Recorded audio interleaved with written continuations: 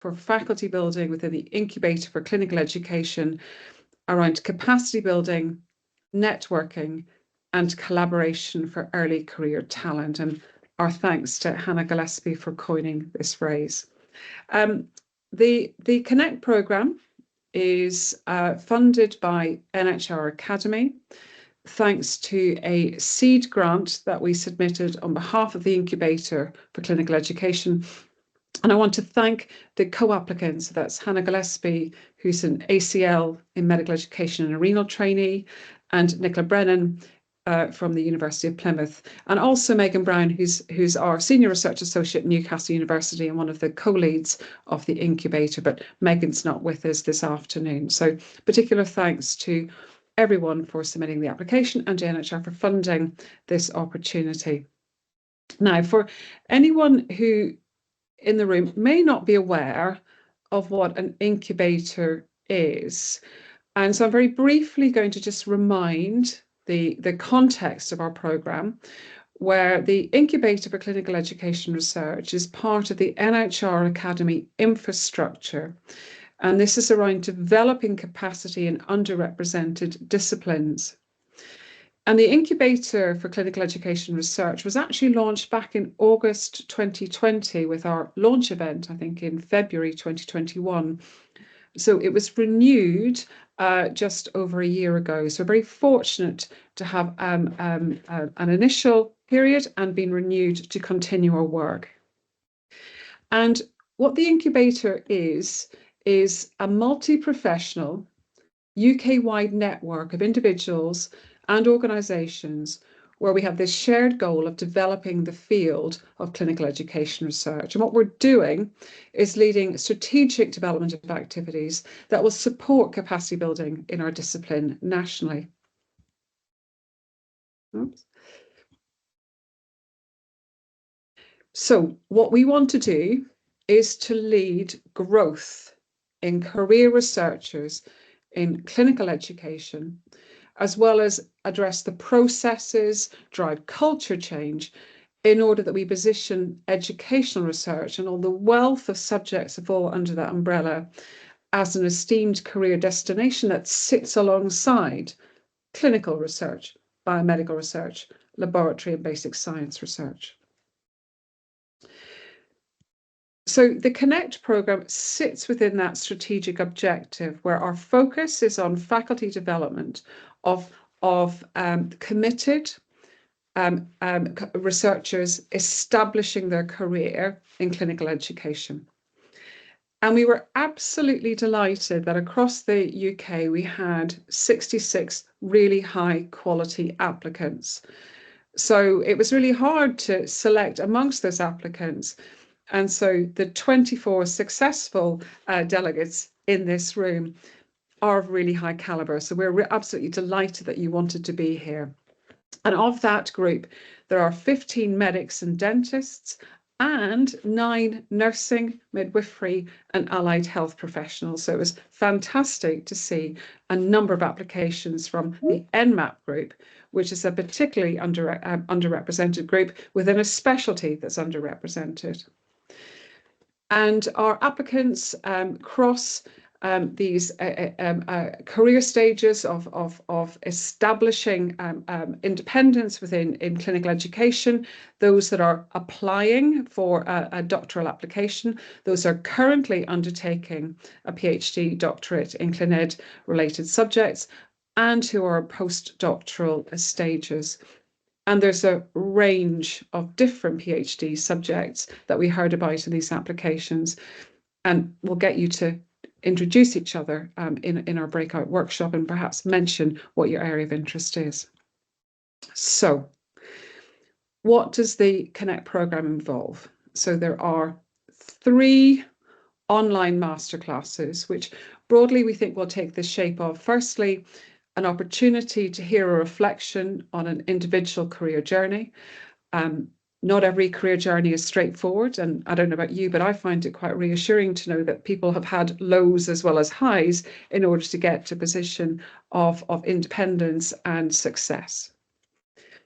We will include methodological skills in each of these workshops. Today, we're focusing on patient and public involvement in clinical education research, which is pivotal to the design and impact associated with clinical education research, and actually also is very much an element of an application which is scrutinised by funding panels, whether it be grant or fellowship. So we thought it was a very timely place to start as we think about developing yourselves as successful researchers. And lastly, within our masterclasses, we want to build in a little bit of time where we have opportunity to learn from others and build relationships, albeit we know that online is going to be less effective than in person, which is why we've also got our in-person event on the 5th of November. So if we, for anyone that can't, just to remind, this is on a Wednesday. There's the networking event on the evening before, the 4th of November. We have methodology workshops from Jeff Wong, Realist Methodology, from creative methodologies from Lucy Gordon. We'll be hearing about NHR funding streams, and Tara Lamont is one of the guest speakers across the event. Just to flag that the other areas of methodological expertise that we'll be talking about in the online masterclasses include big data with Professor Paul Tiffin from Hull York Medical School, with a session on health workforce epidemiology. And lastly, that really important subject of knowledge exchange, knowledge mobilisation. And one of our KM experts from Northumbria University, Professor Peter van der Graaf, is talking about KM in all its shapes and forms in our March session.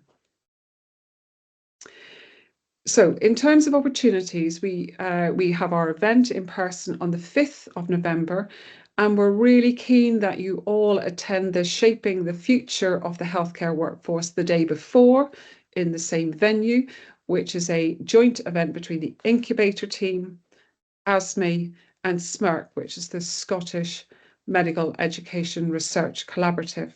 It should be a great event. Abstracts are closed, but registration is still open. So if you're in two minds, please do consider joining us for the Shaping the Future event also.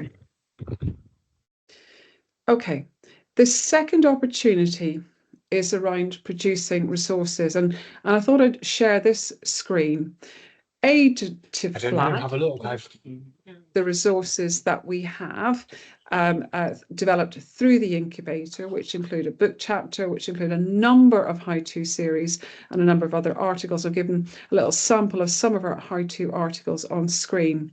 I think over the last, certainly in Incubator 1 and into 2, we probably have just shy of 10 different peer-reviewed articles produced on behalf of the incubator. And so we're delighted that on the track record of that activity, that we've been invited by the Clinical Teacher Journal to produce a dedicated edition around postdoctoral challenges.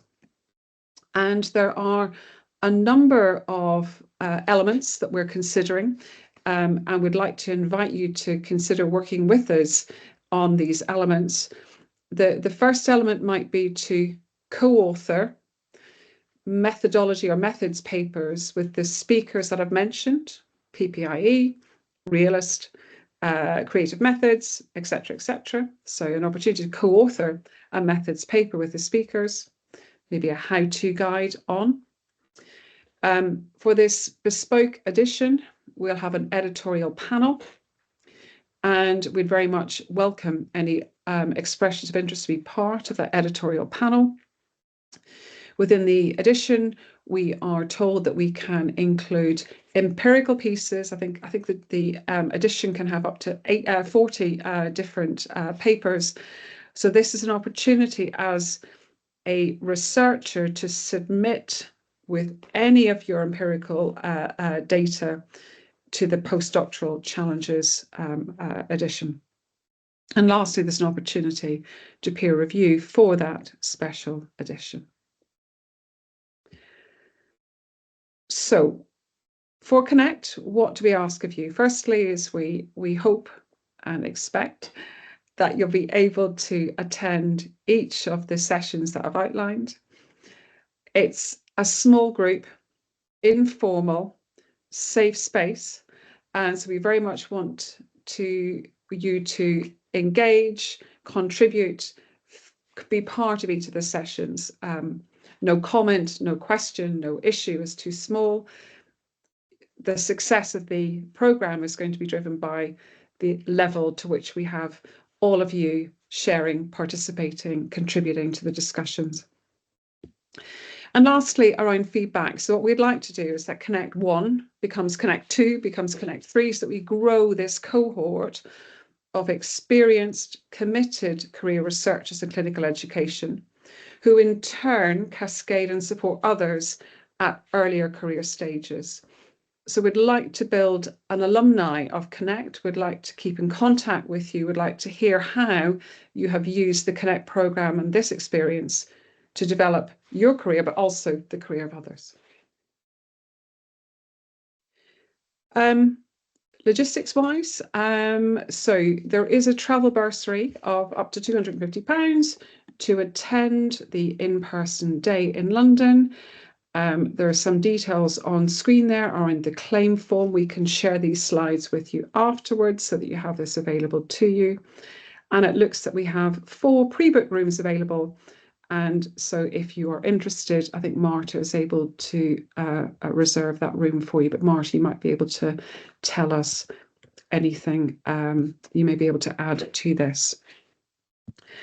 So I think I have almost kept perfectly to time in terms of introducing the program.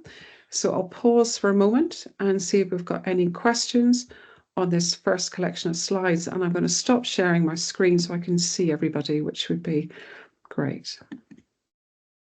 Perfect. Any questions any comments?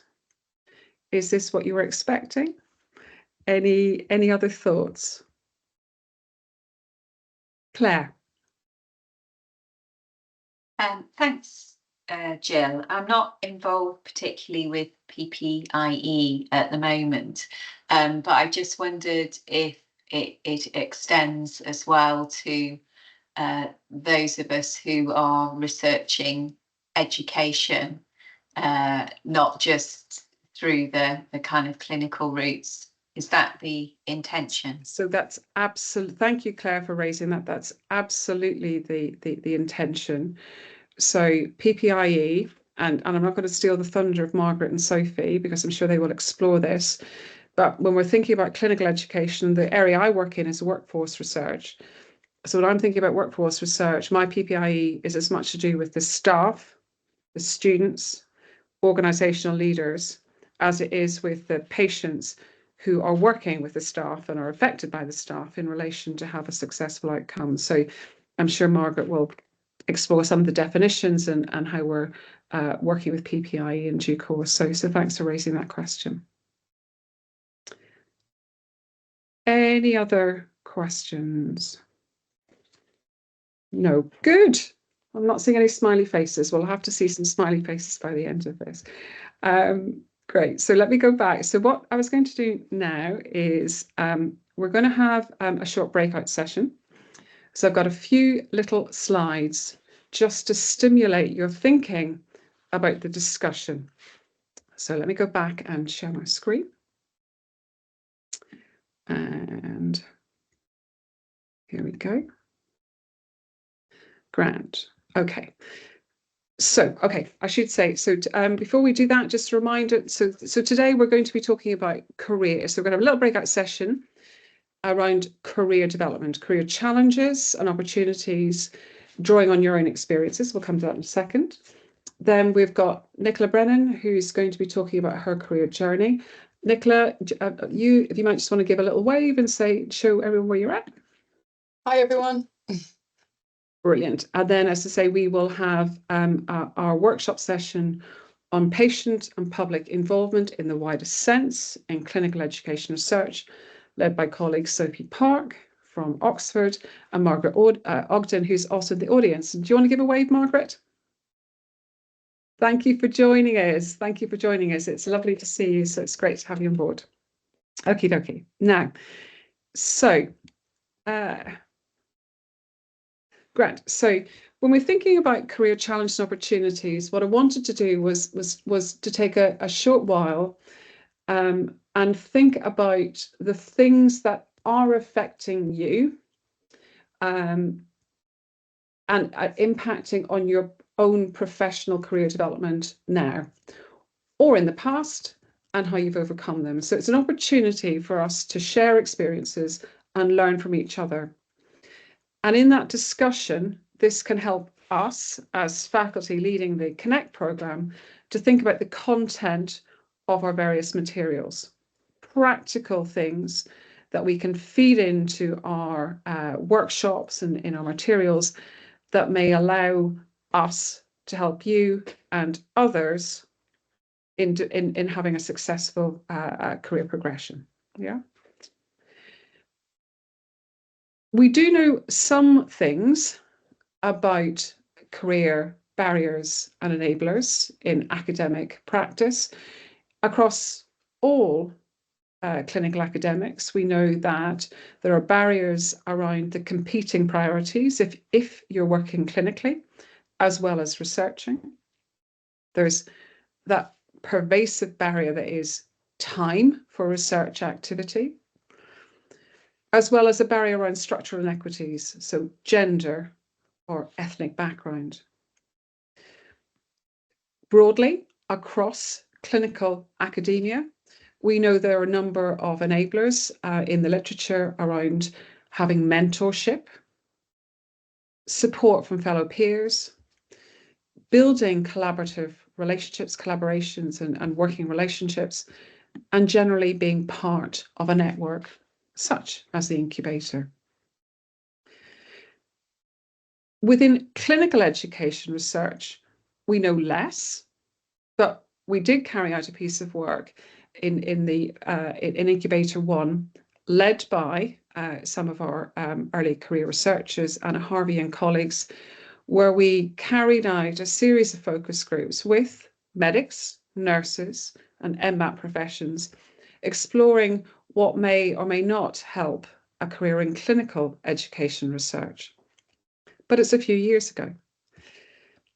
And in that piece of work, we identified cultural issues around the assumptions and value judgments of the organisation around clinical education research and what was seen as research impact, including the ability to secure funding as well as other aspects of impact.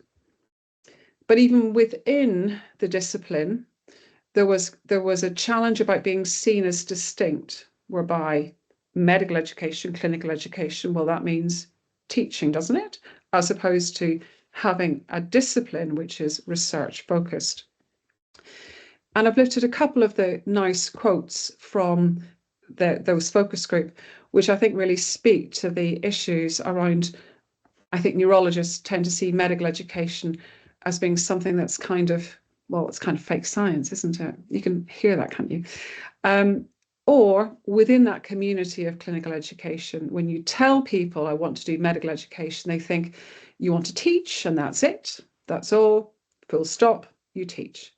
And of course, what we're trying to do, why we're here together in this same room, is about saying, okay, we all enjoy teaching, we do teaching, but actually what we really want to do is build the evidence base for the range of subjects that support education and training for the future and current and future workforce.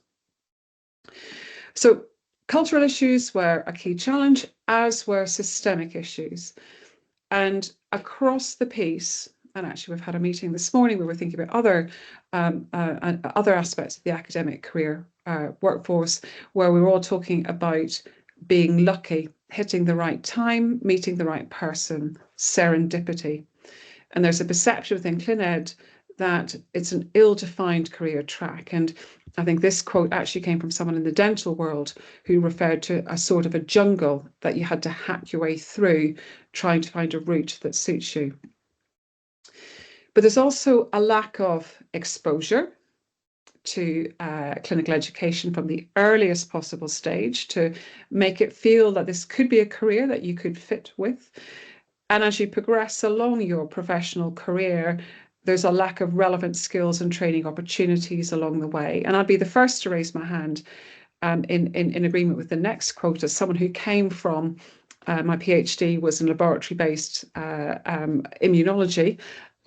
So for someone who comes from that background, the language and their terms and their understanding and the methodologies are all very different. And we don't have the same exposure and opportunities to develop ourselves in these areas as you might do in other branches of research. So with that, purely to set the scene, I wanted to go into a series of breakout rooms where we can firstly, and very importantly, take the time to introduce each other, sharing perhaps what your professional background is, what your career stage is, what your research interests might be. Maybe just take a few minutes to think about whether the issues around the culture and the system are things that you can speak to. Are these things that you've experienced through your own career and impacted you? But the main question I really wanted us to get to was, as you work to your doctorate, as you work towards your doctorate, your next grant or fellowship, what support or changes are going to help you progress further, either individually, thinking about personal training needs, or organisationally, maybe connections across organisations, or addressing some of those cultural barriers that you've faced. So that's really where we want to get to, is what may help you so that we can tailor this programme in order to address your specific needs. And because I want to be solution focused, I think we know quite a lot about the problems.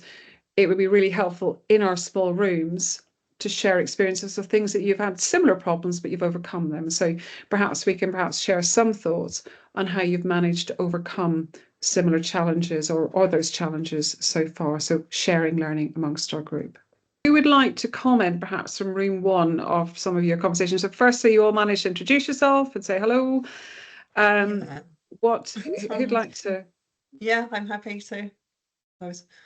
So we did spend the vast majority of the time introducing ourselves and having a nice chat. But I think we just got into a bit of a conversation about maybe our different routes into clinical education research. That being, we have some doctors coming from medicine, we have nurses, and then we had some non-clinicians as well.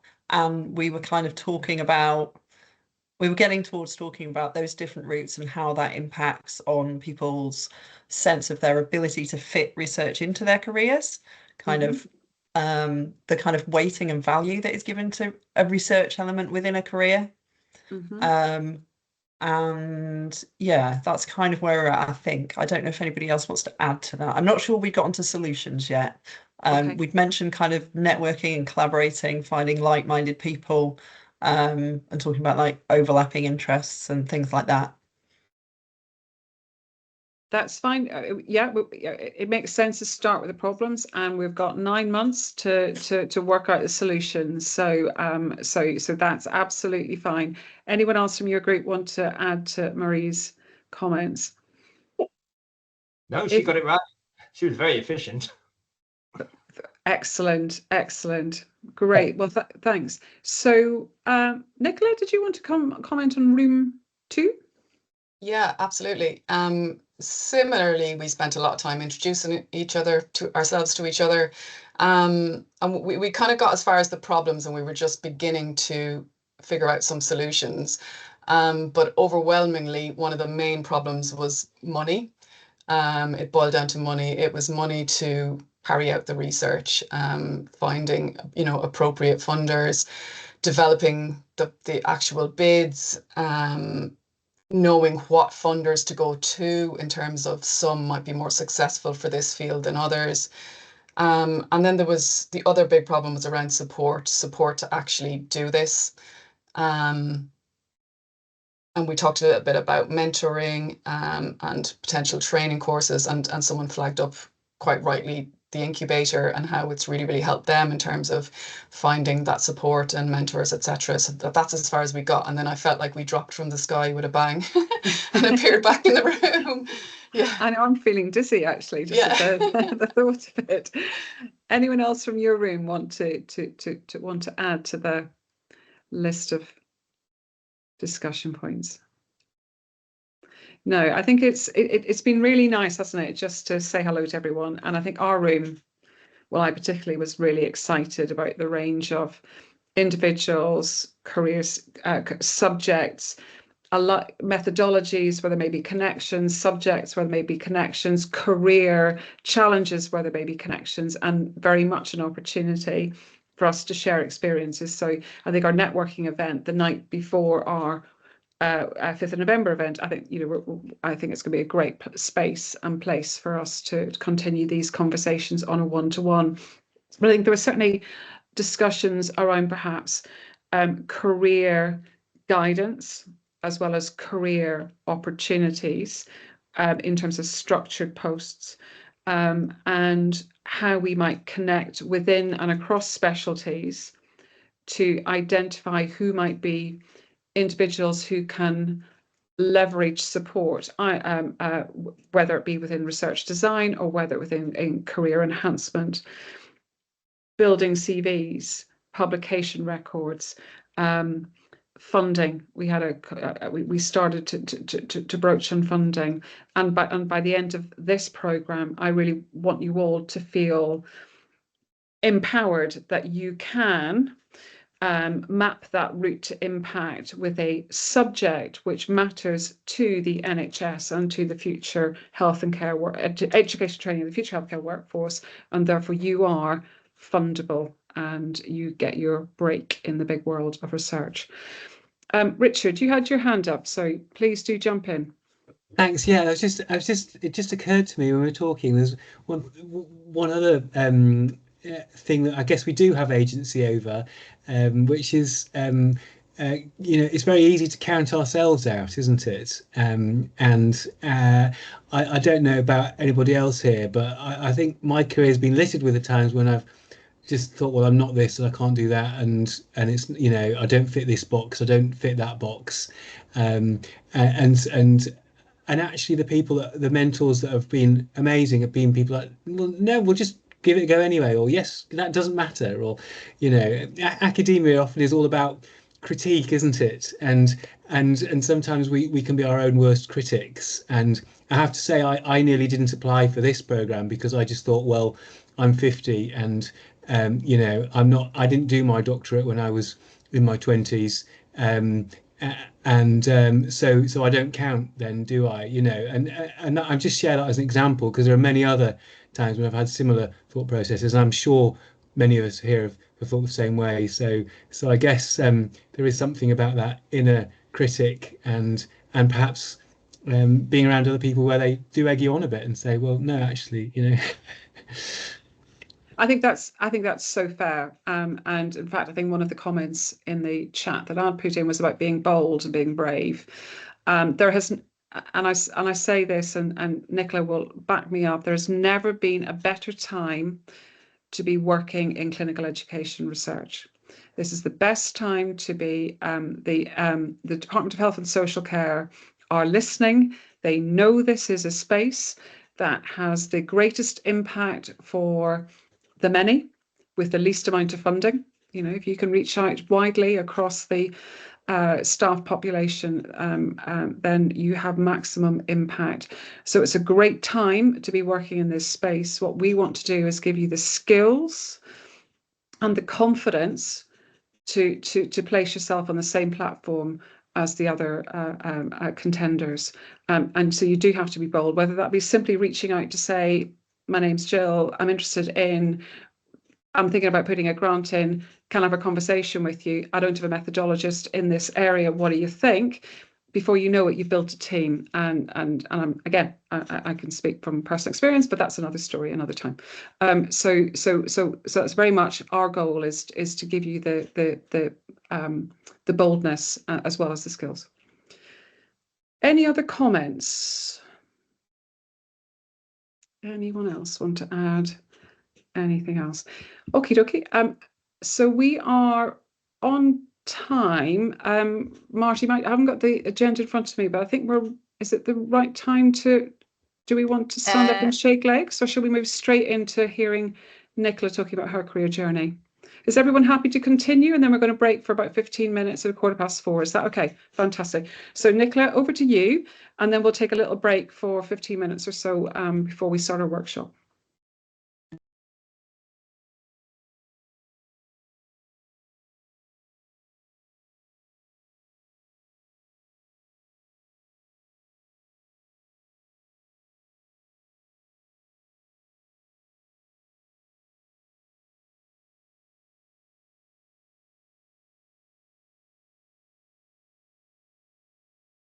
We can see it lovely, Nicola? Yeah. You're right. I was on mute though, so I need You to. were. Yeah, you were. I'm sure it all sounded lovely. Perfect. So we can see it now? Perfect. Yes, all great. Lovely. Brilliant. Thanks, Jill. Okay, so so when I was a little girl, did I set out to become a clinical education researcher? Absolutely not. When I was a young girl, I dreamt of being a basketballer, and my dream was to get a scholarship to the NBA in America. But unfortunately, that was not to be. So what did I do? I went to the National University of Ireland in Maynooth, and I did a PhD in economic geography. For those of you who are not aware of Maynooth, it's a little university town just outside County Dublin in the county of Kildare. So I did my PhD on linkages, logistics, and the spatial structure of Irish manufacturing industry. It couldn't be more removed from clinical education. And people ask me regularly, like, how on earth did you end up in clinical education? And what I usually tell people is that it was the methodology training that I got from doing my PhD. My PhD involved a large-scale questionnaire or a survey of Irish manufacturing industry, as well as qualitative interviews with manufacturing firms. And so I took this mixed methodology training and experience that I got, and I applied that to medical education. So my first job in medical education was in the University of Plymouth in Peninsula Medical School, and I was tasked with carrying out an evaluation of the first cohort of PMS graduates, Peninsula Medical School graduates. So at the time, Peninsula Medical School was quite a new medical school. The curriculum was quite innovative. They were using PBL, they weren't using cadavers. So there was a lot of kind of speculation and skepticism, I suppose, about how our graduates were going to perform when they actually got to the workplace. And so I was tasked with carrying out this study. And it was a mixed method study. So it involved qualitative interviews and questionnaires and analysis of data. And so I applied my kind of, the training I got in my PhD to that. So that was my very first role. And what I'm going to do is just take you through some of the key kind of roles that I've had along the way, as well as the key projects, I suppose, that have gotten me to where I am today. And just to say a little bit about where I am today. So as I said, I'm an associate professor. I'm full-time research, always have been full-time research. I don't have a clinical role. I don't really have much teaching either. So I'm very lucky in that sense that I do have quite a lot of time purely for research. So let me talk a little bit about my first grant application. So about 3-4 years after I started in that role, I went for my first grant application with Sarah Edwards and Karen Mattick. Sarah led it, but I was the helping out, I was a co-op as well. And it was to the Higher Education Academy, MEDEV it was called. I don't even think it exists anymore, but it was a small pot. It was £5,000. And this was a fantastic way of learning about that whole process from start to finish, from developing the bid, getting your costings together, submitting it, getting the money, carrying out the research, and then writing it up, that full cycle from start to finish, in a kind of a not low risk, but just less stress than, let's say, a bigger grant. And it was a great way of getting that experience from start to finish, and then using that as, evidence of a track record of, being able to bring in funding and successfully deliver.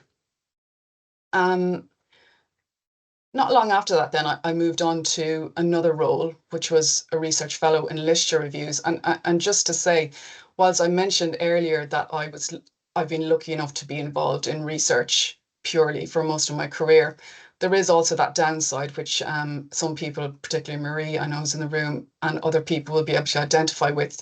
I spent there was a lot of uncertainty with that. I moved from fixed contract to fixed contract, 2-year contract, 1-year contract, 6-month contract, sometimes not even finding out till the day before as to whether I would have a job. So there was a lot of uncertainty, which eventually led to a permanent contract, but it's not an easy ride. And I just want to say there's probably a lot of people and researchers out there who can also identify with this really big problem actually in academia. So let's get back to the research fellow and literature reviews. So this role I carried out for 3-4 years, and I really enjoyed it. It gave me a really strong grounding in conducting systematic reviews. My role basically was to support the 3 different research themes that were in our research group. Basically to carry out systematic reviews or scoping reviews as a kind of foundation for then going on to apply for larger funding pots of money. And so that gave me the skills in conducting reviews, which I still draw on a daily basis, and were a great kind of foundation skill in terms of applying for larger grants. And so this review, the systematic review of educational interventions in terms of changing prescribers' behaviour, it was this review that then prompted me to move into realist approaches, which is where a lot of my work today lies. And so basically one of the conclusions of this is we need to carry out a realist review to try and understand why some prescribing interventions are effective in some contexts and not others. So cue a realist review. And from there, with others, we went on to apply for some money from the NIHR, HS&DR, it was called at the time. And we were very luckily awarded around 187,000 to carry out this review. It was led by Jeff Wong, and I was working with some fantastic people, Karen Matic, Mark Pearson, etc.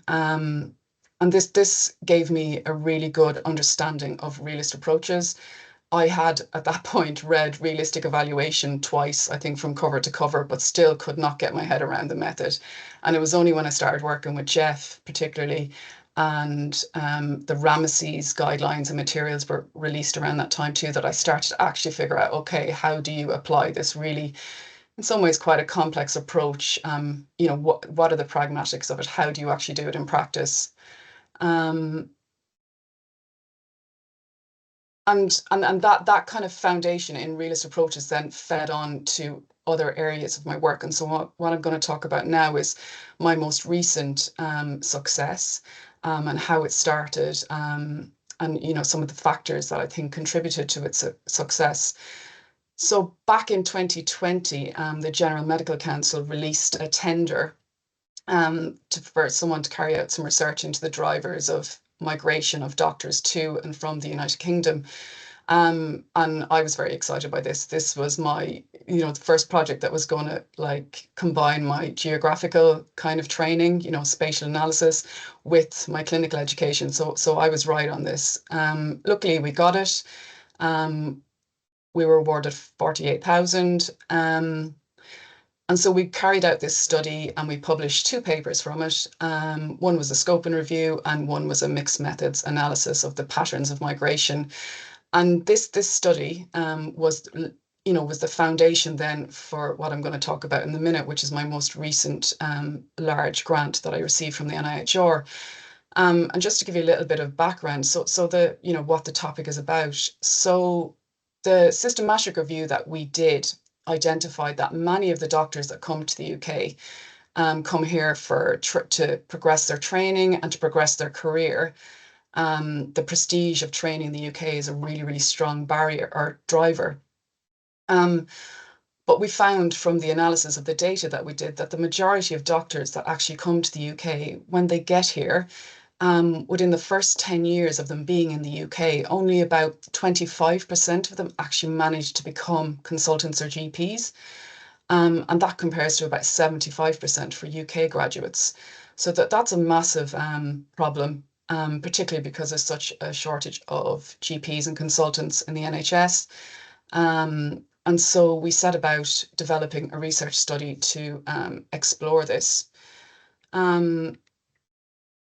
So there was a call around the time, particularly looking for, it was a themed call from the HSDR, looking at skills and training and development and support for the health and social care workforce.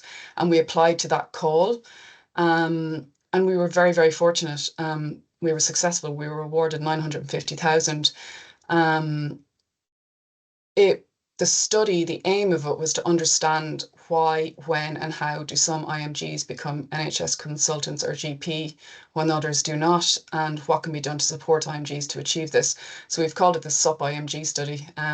One of the team members is a big stand-up paddleboarding person, so that's where the SUP came in. We thought it was a good acronym. And so just a shout out to Marie Bryce as well. Marie's here in the room. Marie's on the team for this. And so we worked with Jeff, again, Kath Wolfe, who's got a strong background in differential attainment. Mala Rao, who's also been involved in a lot of kind of diversity policy initiatives within the NHS. And then Tom and Lindsay as well, who are also from Plymouth. So yeah, we were absolutely delighted, absolutely fantastic. To achieve such a high level of money within clinical education.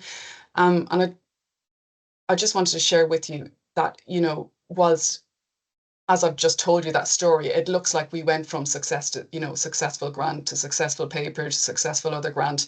And that's not quite the case. We had some misses as well. Things did not quite work out like that. So we, the GMC released that initial tender. We got it. We wrote the report. Subsequent to that, they released 3 further tenders on that theme, that topic, and we applied for all 3 and we didn't get it. We also had a paper rejected from a journal. So just to show that kind of more balanced, perspective or view, we've had a lot of success, but there has been some misses along the way. In terms of the success factors, I'm only going to briefly skim these now, but I'm not sure, but I'm guessing the reason we were successful is because the topic was right. As Jill has said, there is no better time to be in, doing workforce research at the minute. It's high up on the agenda in terms of research priorities. That call that we went for in particular, there was a little line around, they were looking for research around inequality in terms of career progression. They were also looking for stuff around IMGs. So we slotted very nicely into those 2 areas they were interested in. I pulled together a fantastic team. I am well aware of my weaknesses and the things that I don't know about, and what I always strive to do when I'm pulling a team together is to make sure that those weaknesses or those gaps are filled by other people.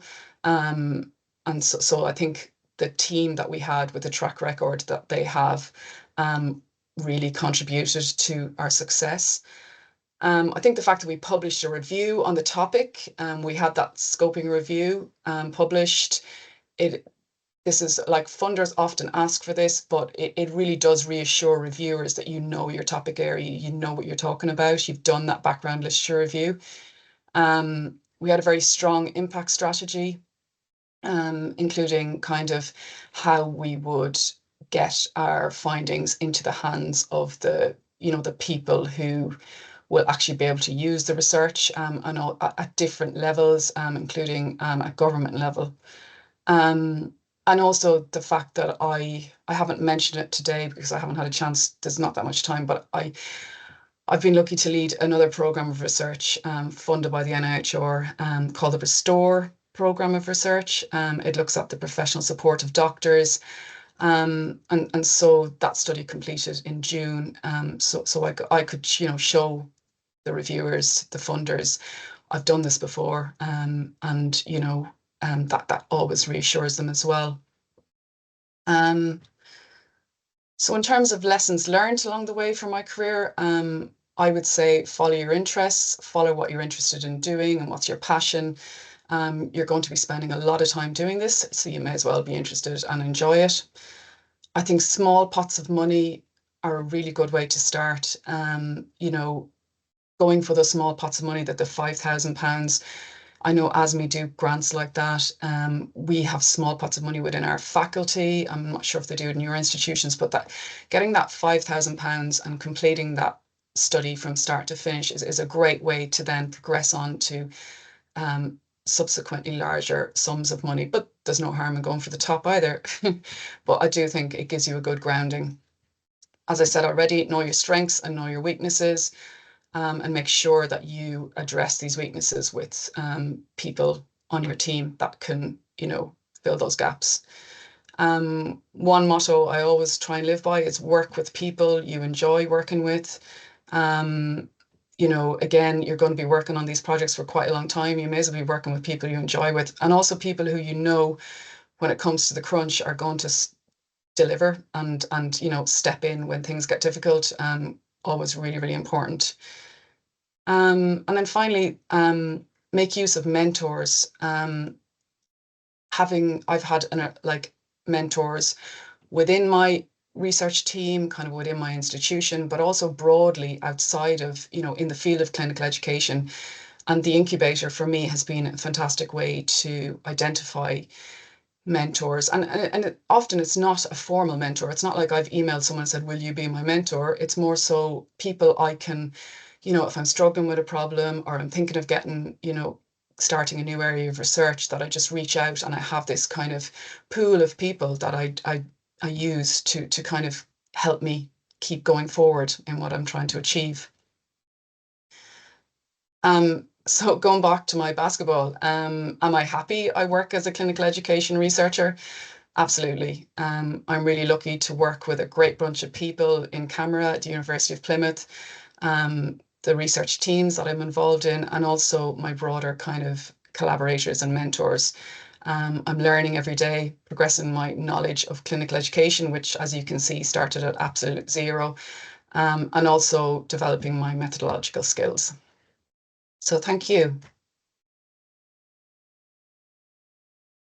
Nicola, that was absolutely brilliant. Thank you. A really super honest, inspiring taking us through your career journey. And what I jotted down, which I could to echo, was that small grants can actually have big personal and professional impact. We'd said in our small group that the career journey is a long one. It's a torturous one, and it's not an overnight success. And so building those connections along the way are really pivotal, aren't they, to success. But large grants are possible. There is money within the world of clinical education research, and I think you've nicely demonstrated the point that Tahad raised on the in the chat. £48,000 from the GMC is really quite small monies in the world of research, but the understanding and the research is likely to have a huge impact on a large proportion of the international medical graduate workforce. And our job is to present the case in the application. That means that the funders have just got to say this work's got to be done. And Nicola's showing that is possible, hence with her big recent grant. And demonstrating credibility is important. The funders with a large sum of money have got to have confidence that you are the people that can do it. So I think having that programme of publications and outputs that says this is somebody who knows the subject, has the methodological expertise, is what is going to convince the funders that you are the person and the group and the team that they want to invest in. Any other comments though? There must be, I'm sure there's lots of questions for Nicola. Anyone want to ask? There we go, Margaret. Thank you. Yes, thanks for sharing your story, Nicola. It was very moving, actually. I just wonder, I don't know much about the peninsula, and I just wonder if you'd found drawn in PPIE very challenging in the work you've done. Have you managed to get PPI members, or has it been a bit of a struggle? Yeah, well, we've had PPIE as part of the application from the start. So one of the co-applicants, which you would have seen on the screen there, was Lindsay Withers.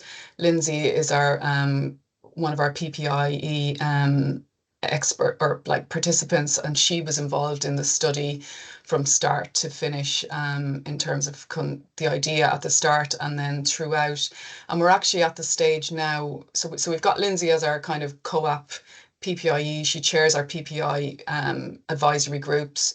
But then we're also currently starting to recruit PPI participants, and we're drawing on like nationally, I suppose, for them. We're trying to get a diverse range of people, and they're people we've worked with before. We definitely have not favorites, but reliable. It's people that we go back to time and time again because we know that they've worked with us on other projects. And they enjoy it, and we get some great feedback from them. But we are trying to branch out and find new people. So if you have any suggestions, I would welcome those. Thanks, Margaret. Any other questions for Nicola? Asim. Yeah, hi, Nicola. Thank you for that talk. It was really helpful. I have turned myself off mute. Yeah, fab. One thing that you mentioned, which I think is really, I was wondering if you could speak about a little bit more, which I think is something we always worry about as people who are, researchers or burgeoning researchers. Earlier in your career, where you had where you're living from post to post and from grant to grant, and you have that uncertainty about what you're going to be doing. Were there any times where you had to deal with, I don't know what my next post is, and how do you fill in that gap until the next thing's coming along? Because I think people, particularly from a clinical background, might well find themselves reverting to, I'll just fall back on my clinical career instead. Thank you. Yeah, absolutely. Luckily, that like the contracts all lined up, and I haven't had an actual gap in my employment. So I've been at the University of Plymouth now for 18 years on varying contracts, and luckily they did all kind of one started the day after it finished, but I might not found out until a week before or maybe a month before that funding had come through for a particular project. And it was often just scrabbling around, seeing if the research group had some funding to tide me over, or just trying to figure out what the next project was going to be. And it's quite difficult, and it's quite stressful because it's difficult to plan ahead. Opportunities are coming up, but it's 6 months down the line, but you don't even know if you've got a job at that point, and it can be quite demoralizing. But luckily, it has worked out for me. I think I was even on the redundancy list 2 times. So I've kind of, I've been through it all. I managed to hang in there. They haven't gotten rid of me yet. But yeah, it's not easy, and it is a problem that needs to be fixed in academia. And I don't quite know what the solution is, to be honest. And I think the difficulty now that I find now that I'm kind of leading studies is that often, we will get money for studies. There's work needed by a research assistant or a research fellow, but the contract is just too small, and then you're scrabbling around trying to find somebody to fill these these posts, and you can't find someone. So something needs to be done somewhere along the line. Thank you. Hopefully that's answered your question.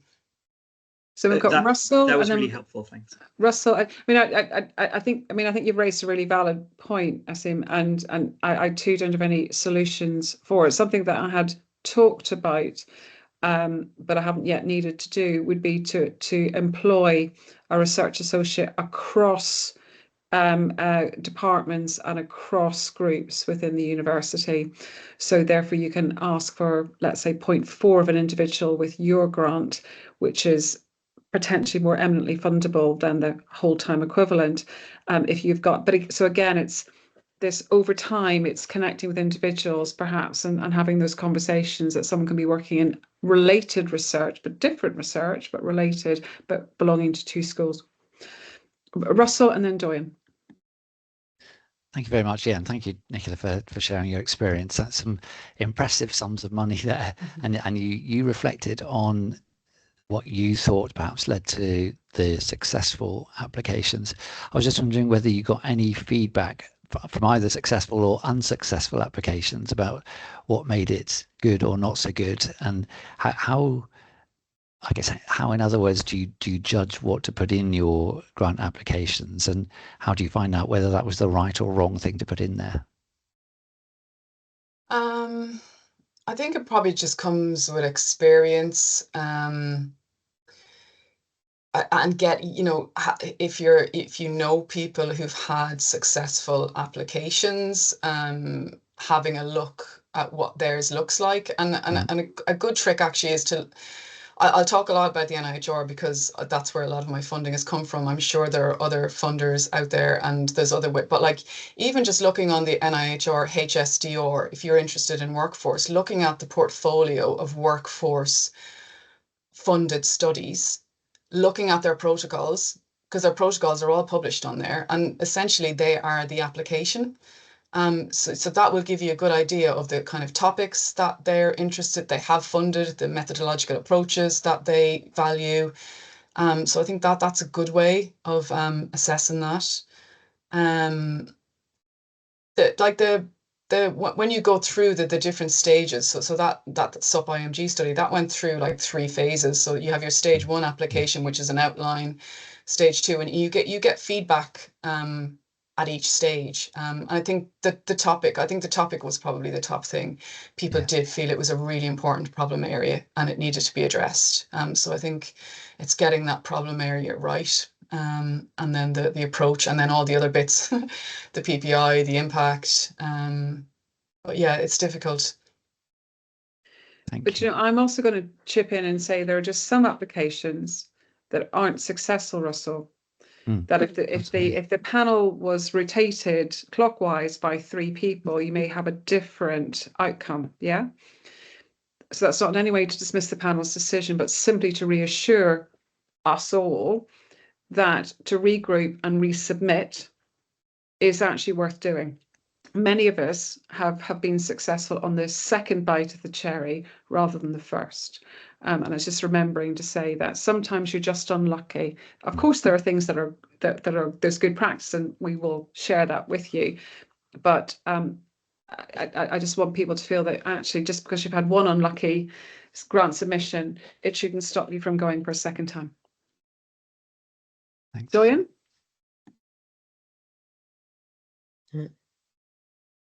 Thanks a lot, Nicola, for sharing your experiences. It's quite inspiring. Good.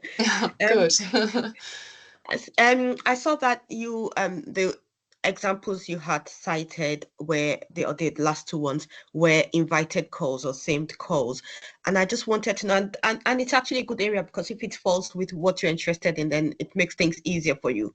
I just wanted to know how your tips on how to get aware of various themed calls.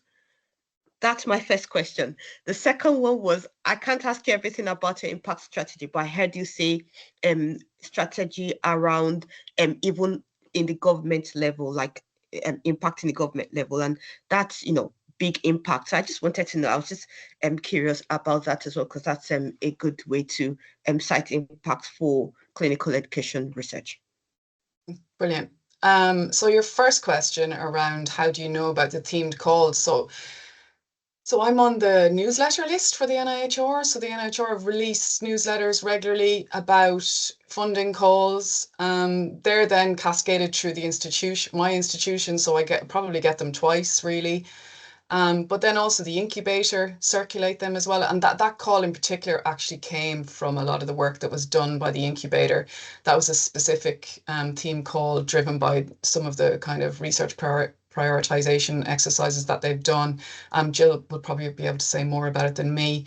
But I will say that the HSDR are still very much welcoming workforce topics, even though there's not themed calls.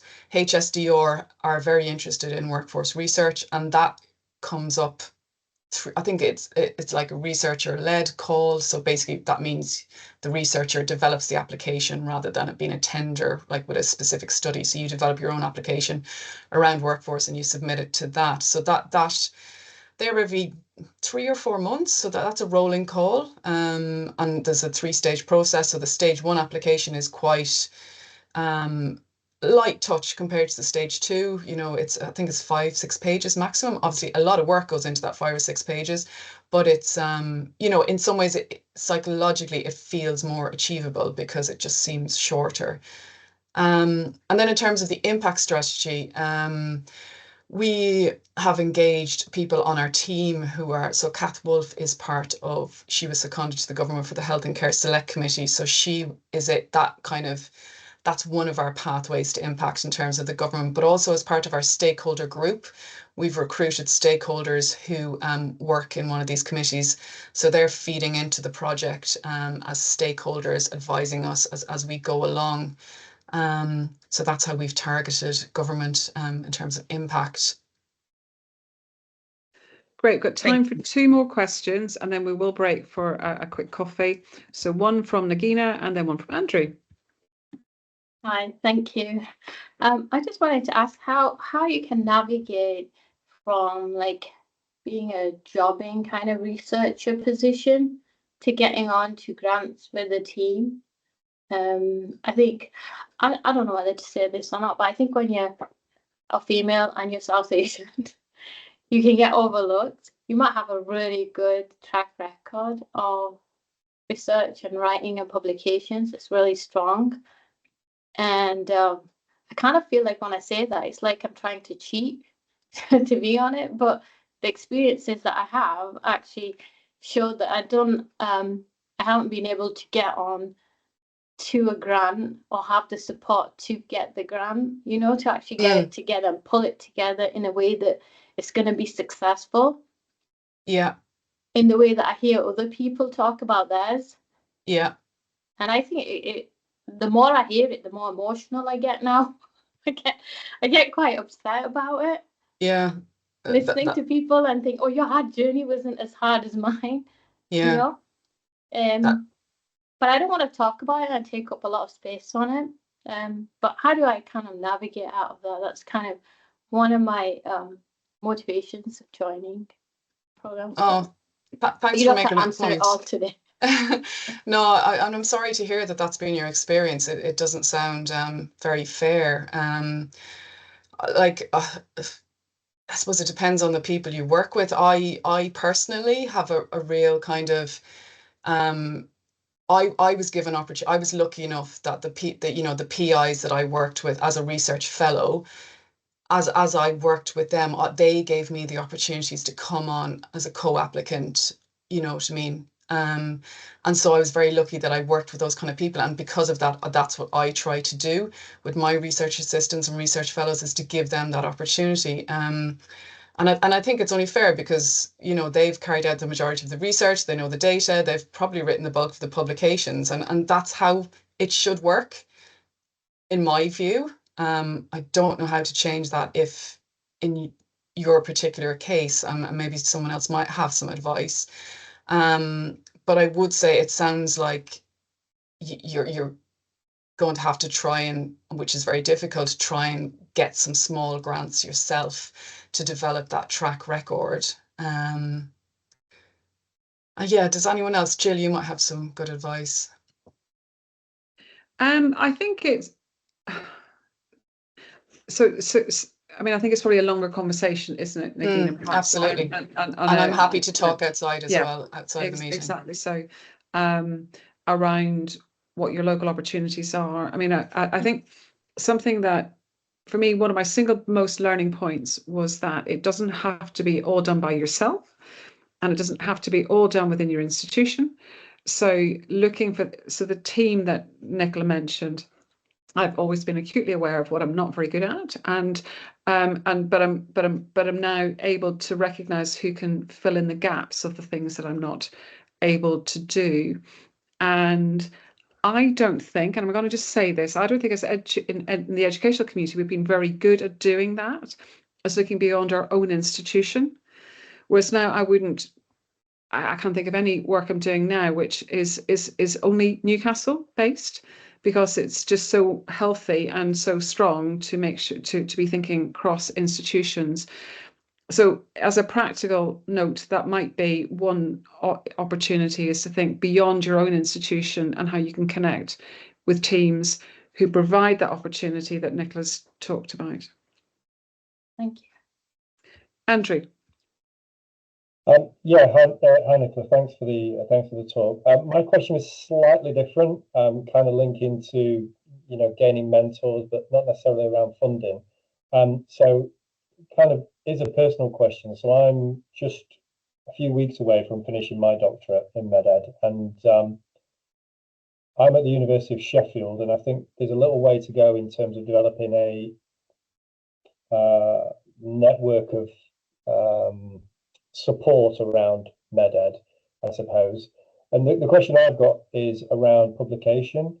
So where would I'm looking for support, mentoring, somebody to chat with who's experienced in the field, who can kind of semi-guide me towards publication. I mean, people who've looked at my work think it is very publishable, but I don't have the people within the institution to go to and say, how do you do this? Where do you do it? Who's best to talk to? And so what advice would you have around building links outside of your institution, particularly for MedEd, where my research fits? If that kind of question makes sense. Yeah, it does, absolutely. And I think the answer is the incubator, and you're already here. Yeah, that's one of the reasons. Yeah. And I think it's reaching out to people within the incubator that you meet through the Connect program, maybe finding people who are doing research on a similar topic or who have got that methodological expertise. And yeah, I'm sure people would be happy to have a chat with you about it. So here, basically, okay. Absolutely. I think absolutely that's what this is all about, and there will be definitely experience amongst this group, including but not limited to the faculty. And I've just put a little note to self, as part of our knowledge exchange, knowledge mobilization session, we can look at some of the publication issues, as well as to as one of the tools to share knowledge more widely as to how we might develop a strategy for the publication as well. But thank you, brilliant questions again, Nicola. Thank you, a super story. So thank you for sharing it so openly. And we have time for 10 minutes, cup of coffee, if that's okay. Margaret, we'll reconvene at 4:30, and then we'll hand over to you and Sophie.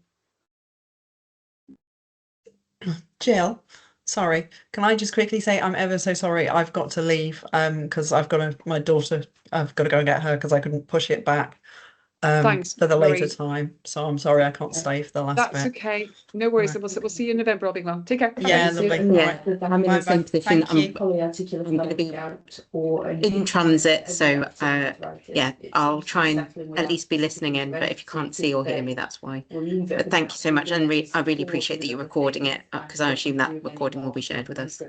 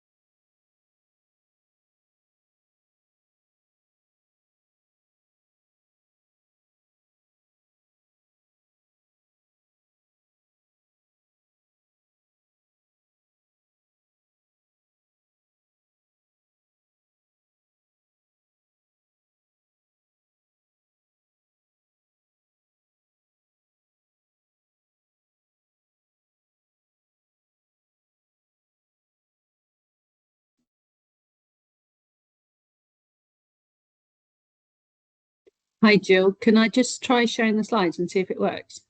Yeah, hi Sophie, good to see you. We're not see you at the minute, actually. You're on a...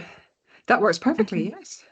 Does it? You can see that, and then that looks gorgeous. I'll just yes. try changing the slide. That works, does it? Yeah, that looks fabulous. Yeah. We're Hurrah, reconvening. you can see Hurrah! Yes, indeed. So we are restarting in less than 1 minute. So hopefully colleagues can hear my voice and join back online again. You had a good afternoon. It's been amazing. Yeah, we've got a super group of individuals here and great chat. And one question, do you know if Marta, whether she won with the whiteboard option or whether we abandoned that for the chat? And I think the answer, she's here. Yeah. So I think the answer is yes. I've set it up. I hope it will share properly. If not, I was just thinking that as an alternative, we can put on the chat task 1 and people put their answers and then task 2. But we'll try to do the whiteboard first to see if it works for everyone. Great. Fabulous. Fantastic.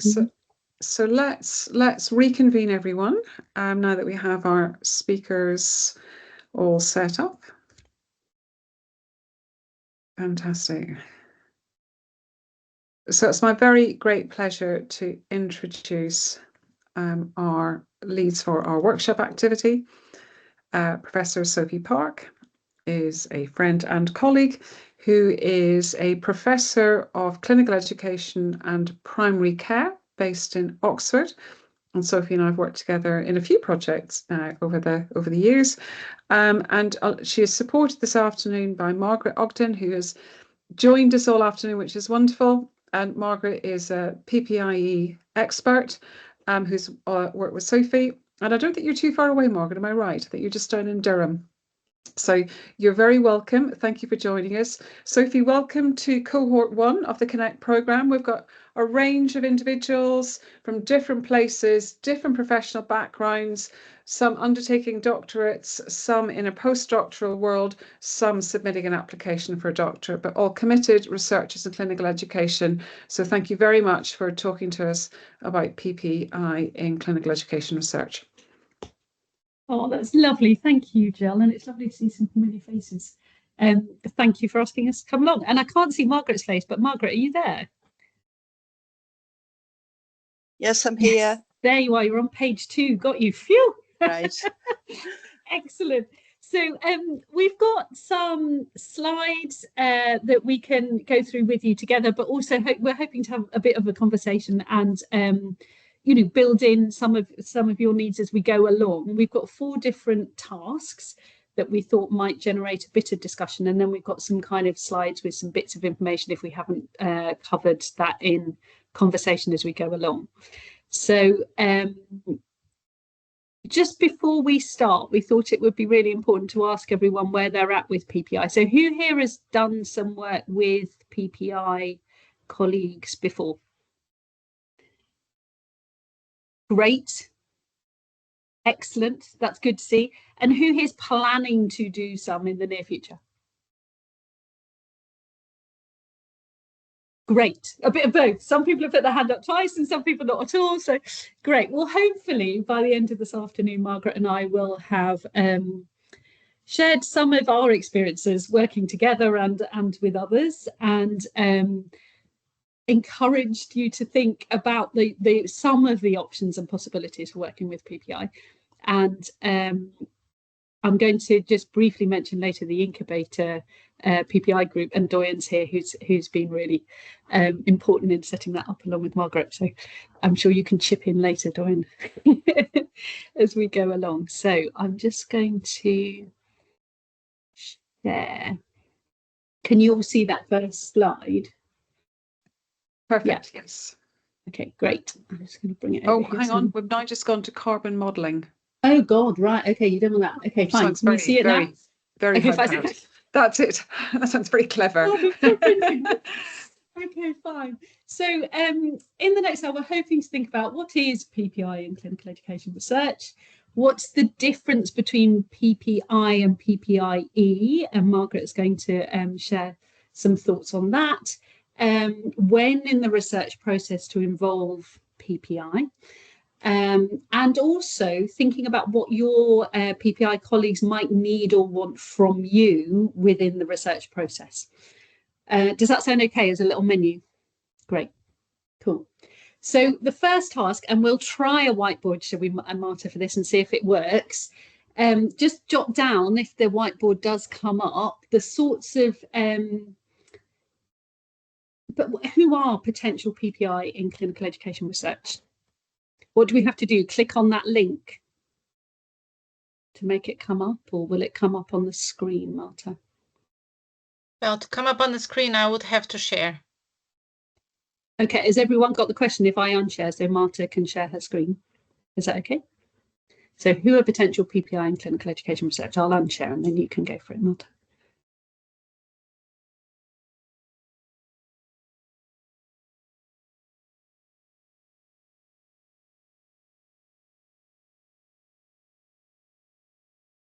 I'm going to have to put my glasses on. Can you make it a tiny bit bigger? Yeah, I will try to make slightly bigger. Actually, the intention was each one grab a post-it and just write down your answers in the purple one for task 1, please. But I wonder, can people who are outside Newcastle University, have they managed to access the whiteboard? That's the thing. I'm not too sure it's working. No, oh right, no, Not shaking their heads. All right, So, stick it in the chat. It's fine. Stick in the chat. We'll abandon the whiteboard. But thank you for trying, Marta. it's okay. It was So, worth a go. Just put in the chat then the sorts of potential PPI in clinical education research. Any ideas? Think broadly.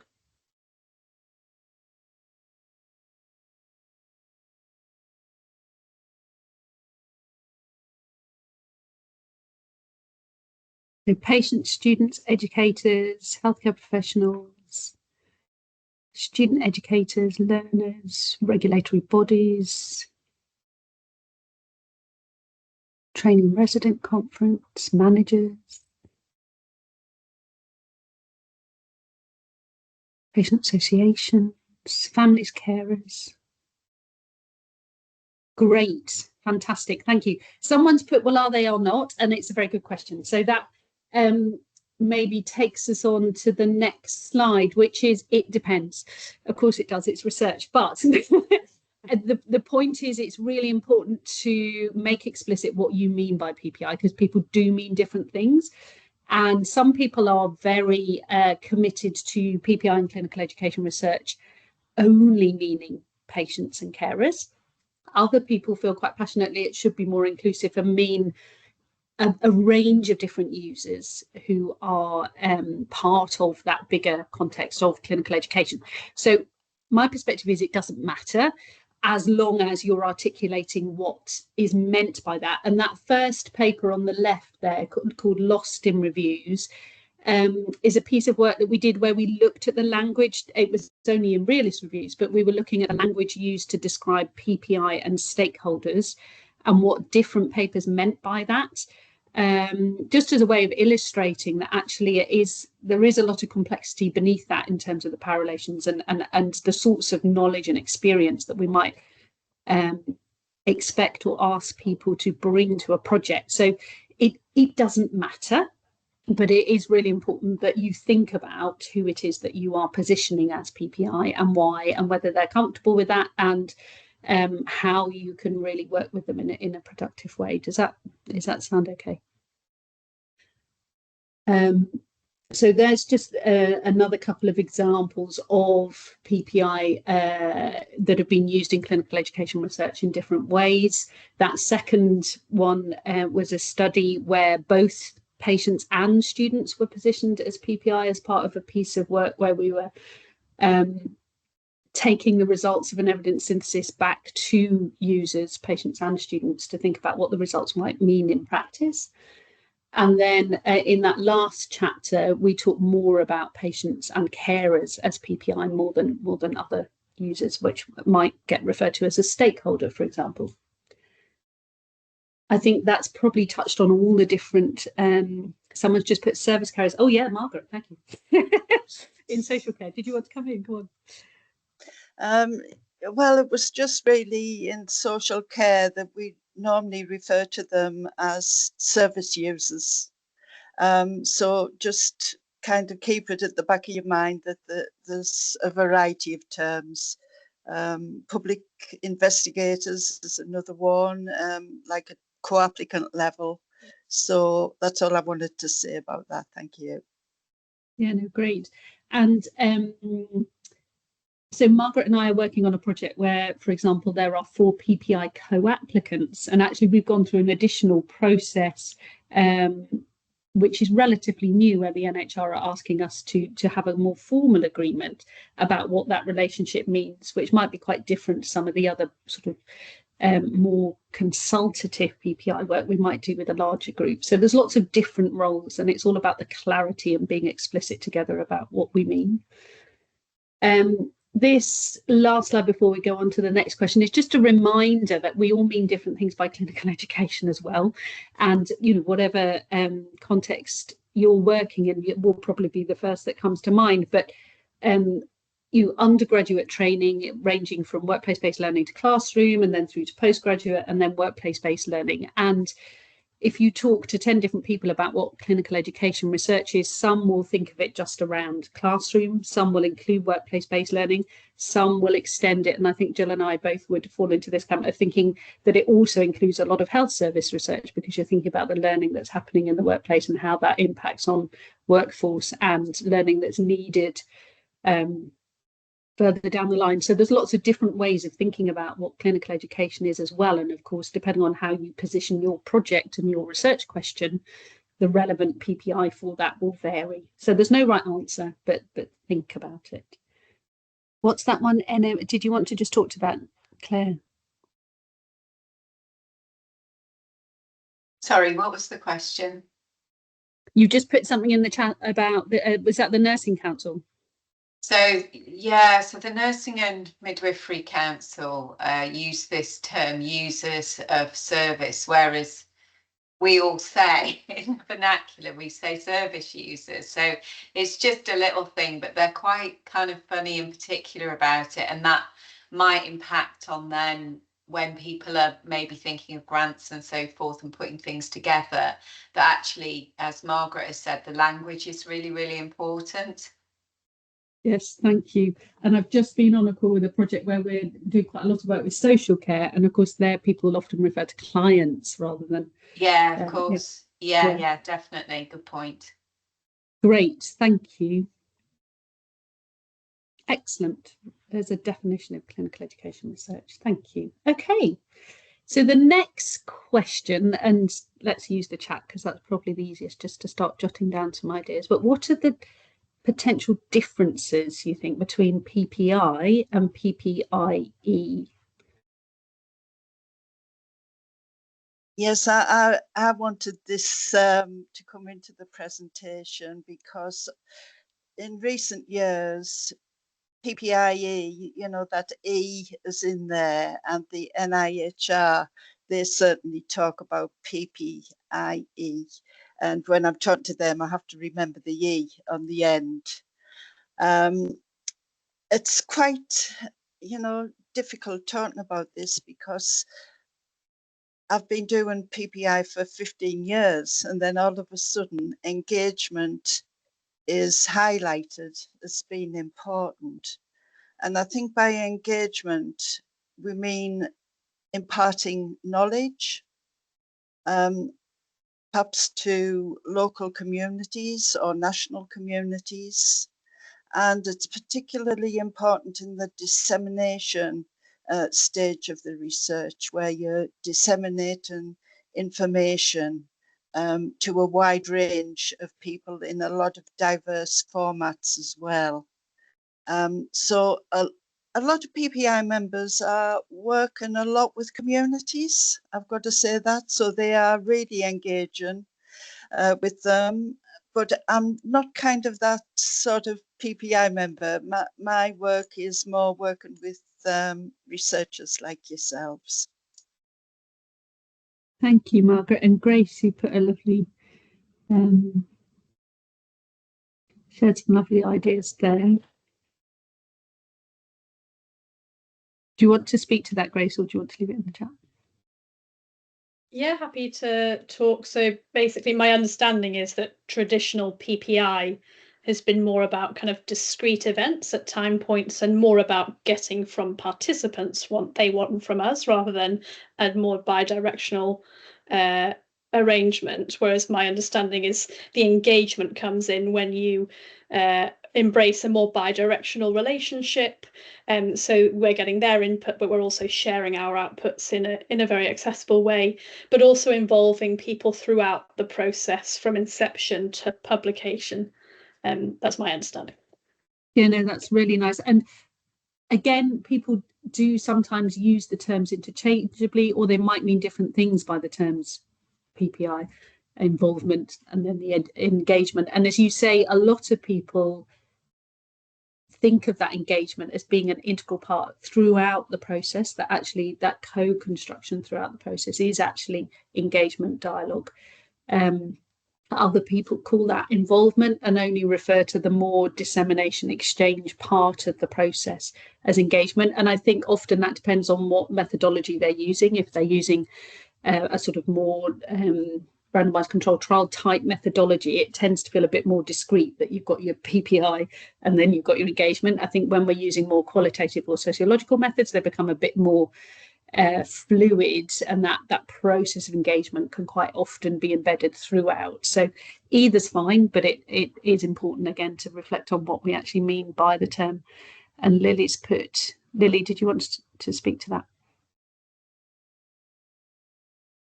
I think Grace has put it much more eloquently than I have. But yes, my interpretation as well was that it's not just kind of involvement can be fairly minimal, whereas engagement means you're really working with the PPI participants and they're helping shape your research, they're listening to your findings, they're suggesting different directions to take, maybe different approaches. You perhaps train them in the methodology that you're using so that they really get an understanding of what it all means, and then they can help with, screening and that kind of thing. I'm glad you mentioned participants there, Lily, because we've got to remember the participation component as well. And in clinical education research, it may be quite different to what we would normally think about participants in terms of patients in a control group and patients receiving an intervention. So it's very different context, I think, talking about participation. And there is also a little bit of a blurring of roles where PPI members often get involved in participation simulation, where they're piloting certain things, like talking therapies is quite a big one in sort of participation simulation. So that's more about piloting things, but it is creeping in and becoming more and more popular. Thank you. And we were talking last night, weren't we, Margaret, and saying when does a PPI become a researcher? And that there is a lot of blurring, and also when you're thinking about who you might want to reach out to recruit PPI, you might be thinking, are you really keen to get people's experience of clinical interactions, or is it that you want someone, as you've just mentioned, Margaret, someone who's been involved in an educational simulation, or someone who is really experienced in taking part in other research projects, or someone who isn't? So it's just important to think through these things before you start to design your adverts and all that kind of thing. And then Jenny, do you want to just speak to the people with communities? Yeah, I was just saying, so I've just submitted an NHR application, and rather than, and previously I'd seen previous ones and they were all either PPI or PPIE. In this round, they've seemed to have changed it to a different term, but it means the same thing. But the headings, they changed it to that instead. And I think, you know, if we did a genealogy or a historical kind of, you know, discourse analysis of the way in which the words have been used over the years, they are changing. And I think a lot of what you've just described as now meaning working with people in communities or engagement. Previously, people did mean by PPI, but now it's becoming more different by what people mean by the different terms. So, yeah. So we're not saying there's one answer. We're just saying that you be curious about that when you're reading a paper or when you're thinking about doing your grant about what is meant by the term. Nagina was asked me to use the heading PPI. Fair enough. Yeah. So yeah, there's lots of different conventions, and it does partly depend, doesn't it, on what discipline you're based in, and the NHR are doing a lot of work at the moment on equality, diversity and inclusion, and linking that in around PPI. So that I think that's partly where that people in communities is coming in. Good. Should we move on to the next task? So whack some ideas in the chat. So when in the research process, and this has come up a little bit already. Oh, thanks, Marta. When in the research process might you involve or work with PPI?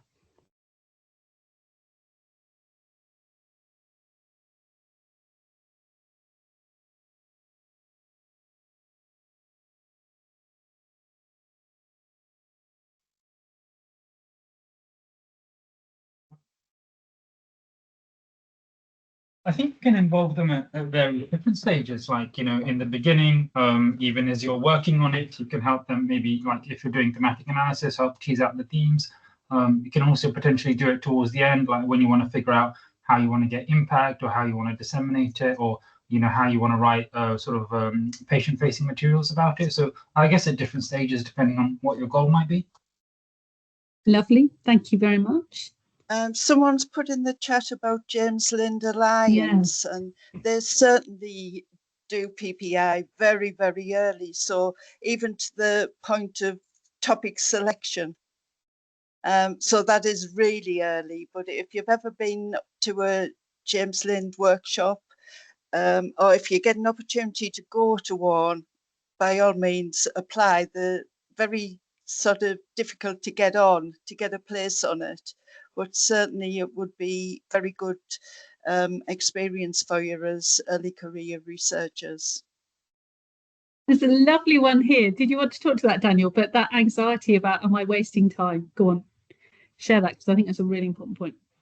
Yeah, I kind of think, you know, I'm always worried about wasting a PPI group's time, and thinking when I first speak to them, I've really got to have a clear hook to get someone engaged, and also an ask of what I want them to do.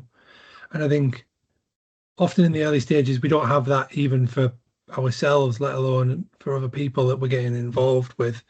And I think, yeah, if I'm not going in with a clear plan of what I would like to do, and recognizing that the PPI can change it, and what I want the PPI group to do, again recognizing that they can change it, then I'm pretty reluctant to just, I don't know, go and ask for some PPI because I think I should. It's such an important point, and I think different people feel differently about this, and so I'll just share my own perspective. But you know, others will have different perspectives. But I completely share with you that complete terror at going to a group where you still feel really vulnerable because the ideas are really early, and that kind of I think vulnerability is the word, but sharing that kind of uncertainty with a group when, you know, they've taken time to be there, and you want to have something really preformed and structured to share with them. But every time I've had those discussions with PPI groups, and it'd be really interesting to hear, Margaret, what you think, the PPI members of that group have always said back to me how welcome that space has been to feel valued, to being there right at the beginning of a project. And I think something I always do in that space is say, you know, this is a really early point in the process. I can't carry everything that you're going to raise through into the project, and I need to be explicit about that. But I really want to sort of think this through with you now, so that at least some of your ideas can feed into the project as it starts to evolve. And for me, that's a really important kind of framing of the conversation so that people don't feel really upset if something doesn't get embedded in that particular project.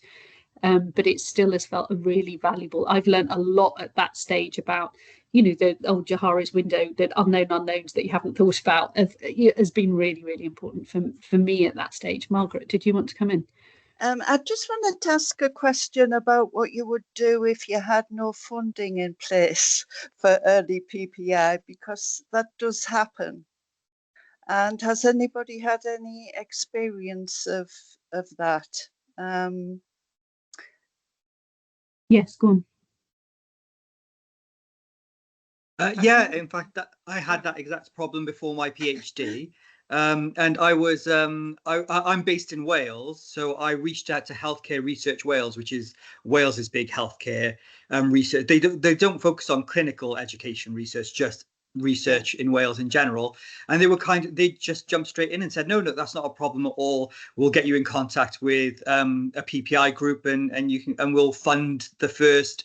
I think they said they'd funded the first round of it. So I managed to get PPI before the PhD, but of course a lack of funding during the PhD meant I couldn't keep it ongoing, which is what I would have liked to have done. But that was a way I could get it despite a lack of funding at the beginning. So they were really helpful. I don't know if there's an equivalent in England. That's been really creative, I've got to say. Sometimes I am asked to do PPI and there is no funding, and in most cases I say yes, you know, because you want the project to get off the ground, and if you've got to sort of think, well, in this case, not to worry about the funds, but yeah, that was good that you found that. I say well done. And I think that's partly why, you know, Dora and I and others have set up this PPI group as part of the incubator, is exactly that space. If we've got a little bit of funded time where people can bring their projects or a dilemma or, you know, an early project in its early, you know, stages to share with a group that we're working with regularly, so that there's some way you can at least get a little bit of PPI input at an early stage in the project.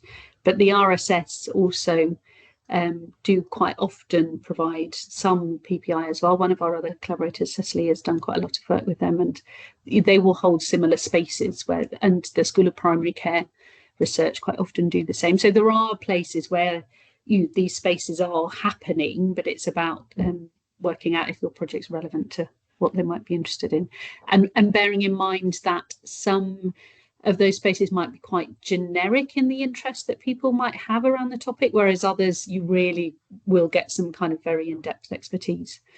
So again, thinking about what the purpose of the discussion is.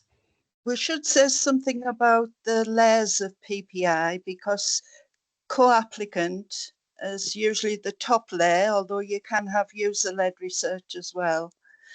So there's co-applicant, and there's also a steering committee quite often as well, and then a project advisory group that I think's been already mentioned.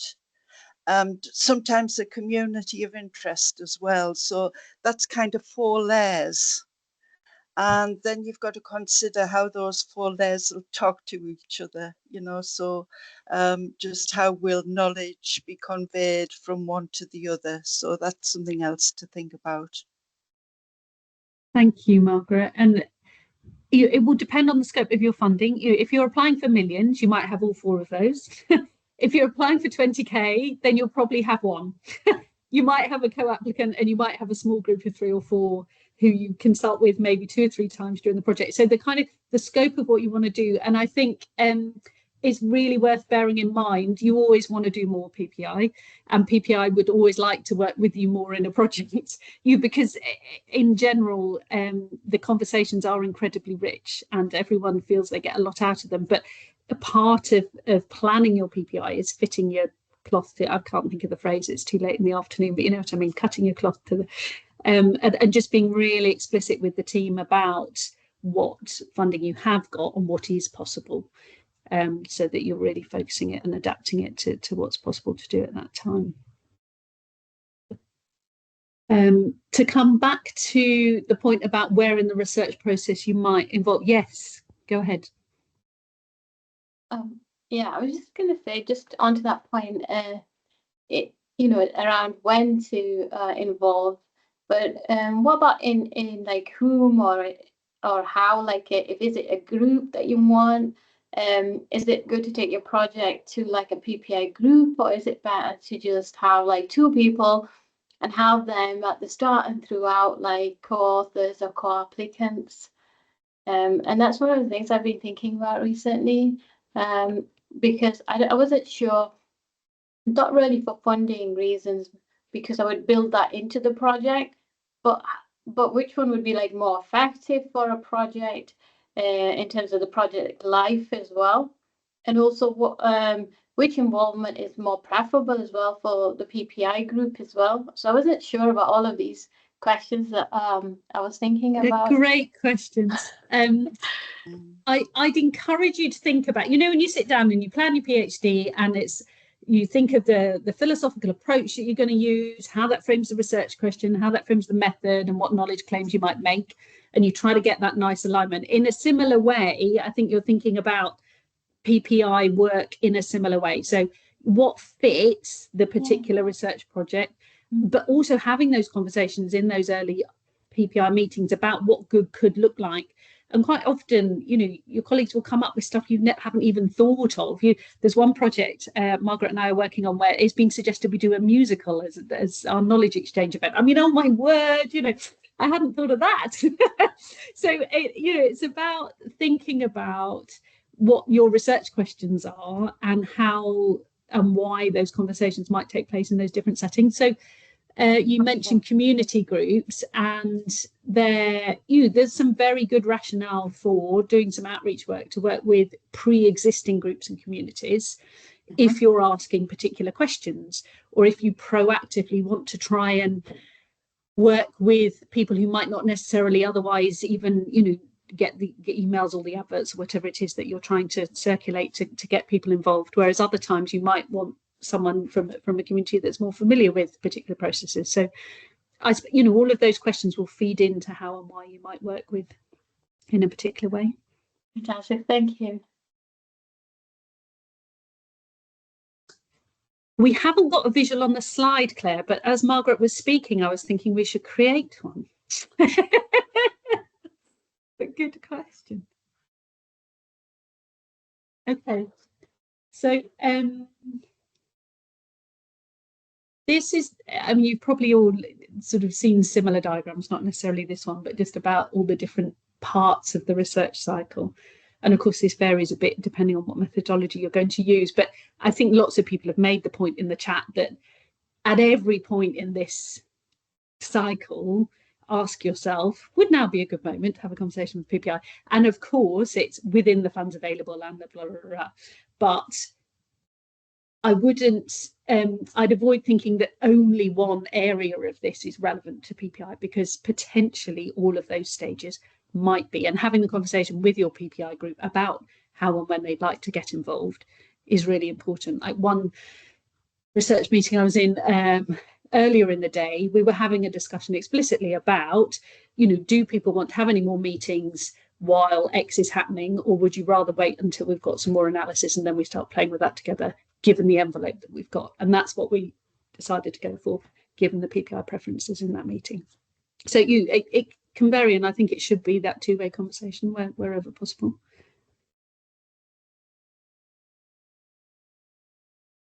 Great. Any other questions on that before we go into the next question? No? So the next question is, what might your PPI colleagues need or want from you?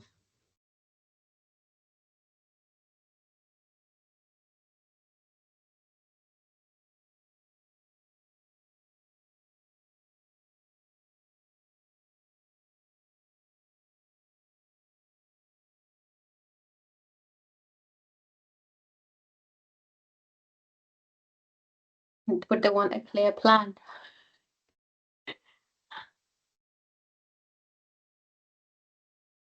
Sometimes.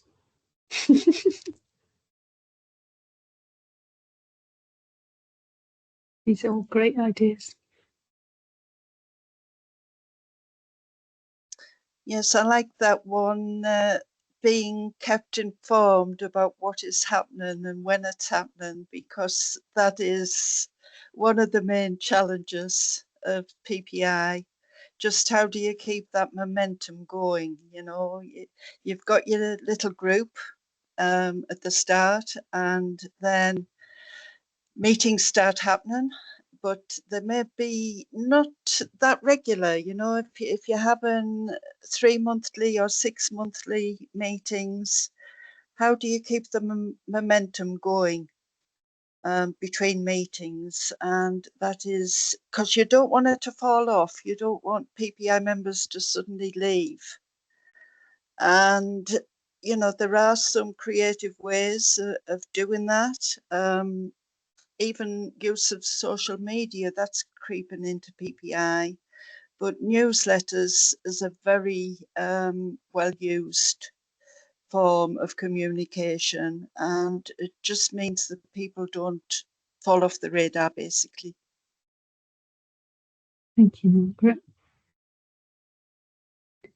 And it's so important to think about, and also to match with the resources that you've got, and be really explicit about what's included in the formal expectations, and then what might people like in addition to that. And yesterday, Margaret, you were talking about some nice examples of people organising coffee mornings, or online, but or ways of just connecting and having a bit of space to think about things in addition to the formal meetings.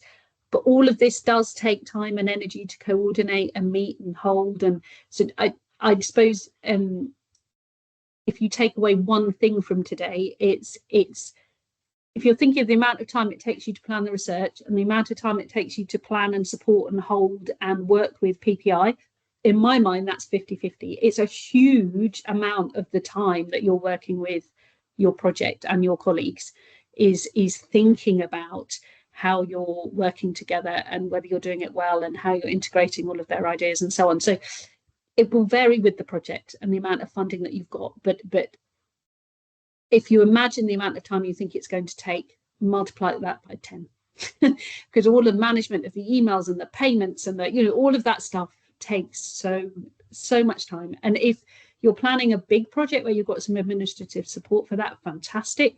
But if you're not, and you're planning to do this all on your own, completely be realistic about what's possible within the constraints of your energies as well, because all of these opportunities for people to meet are really important, but they do take time and energy to hold. To give you an example, I'm doing one project at the moment that's we've purposely invited people who've got lived experience of, for example, migration, domestic violence, that kind of thing. And so we're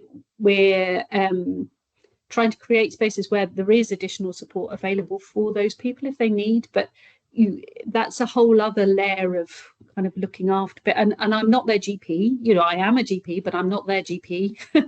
and so getting those boundaries right as well, and just being comfortable with who you are in relation to the group is quite important, I think. Plenty of notice about meeting dates and times. I like that one as well, Alison.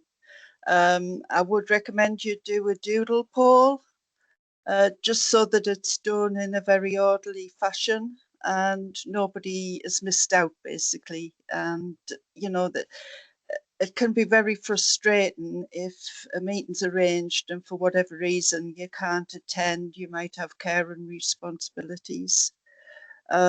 So that's a good one there. Plenty of notice, yeah. Yeah.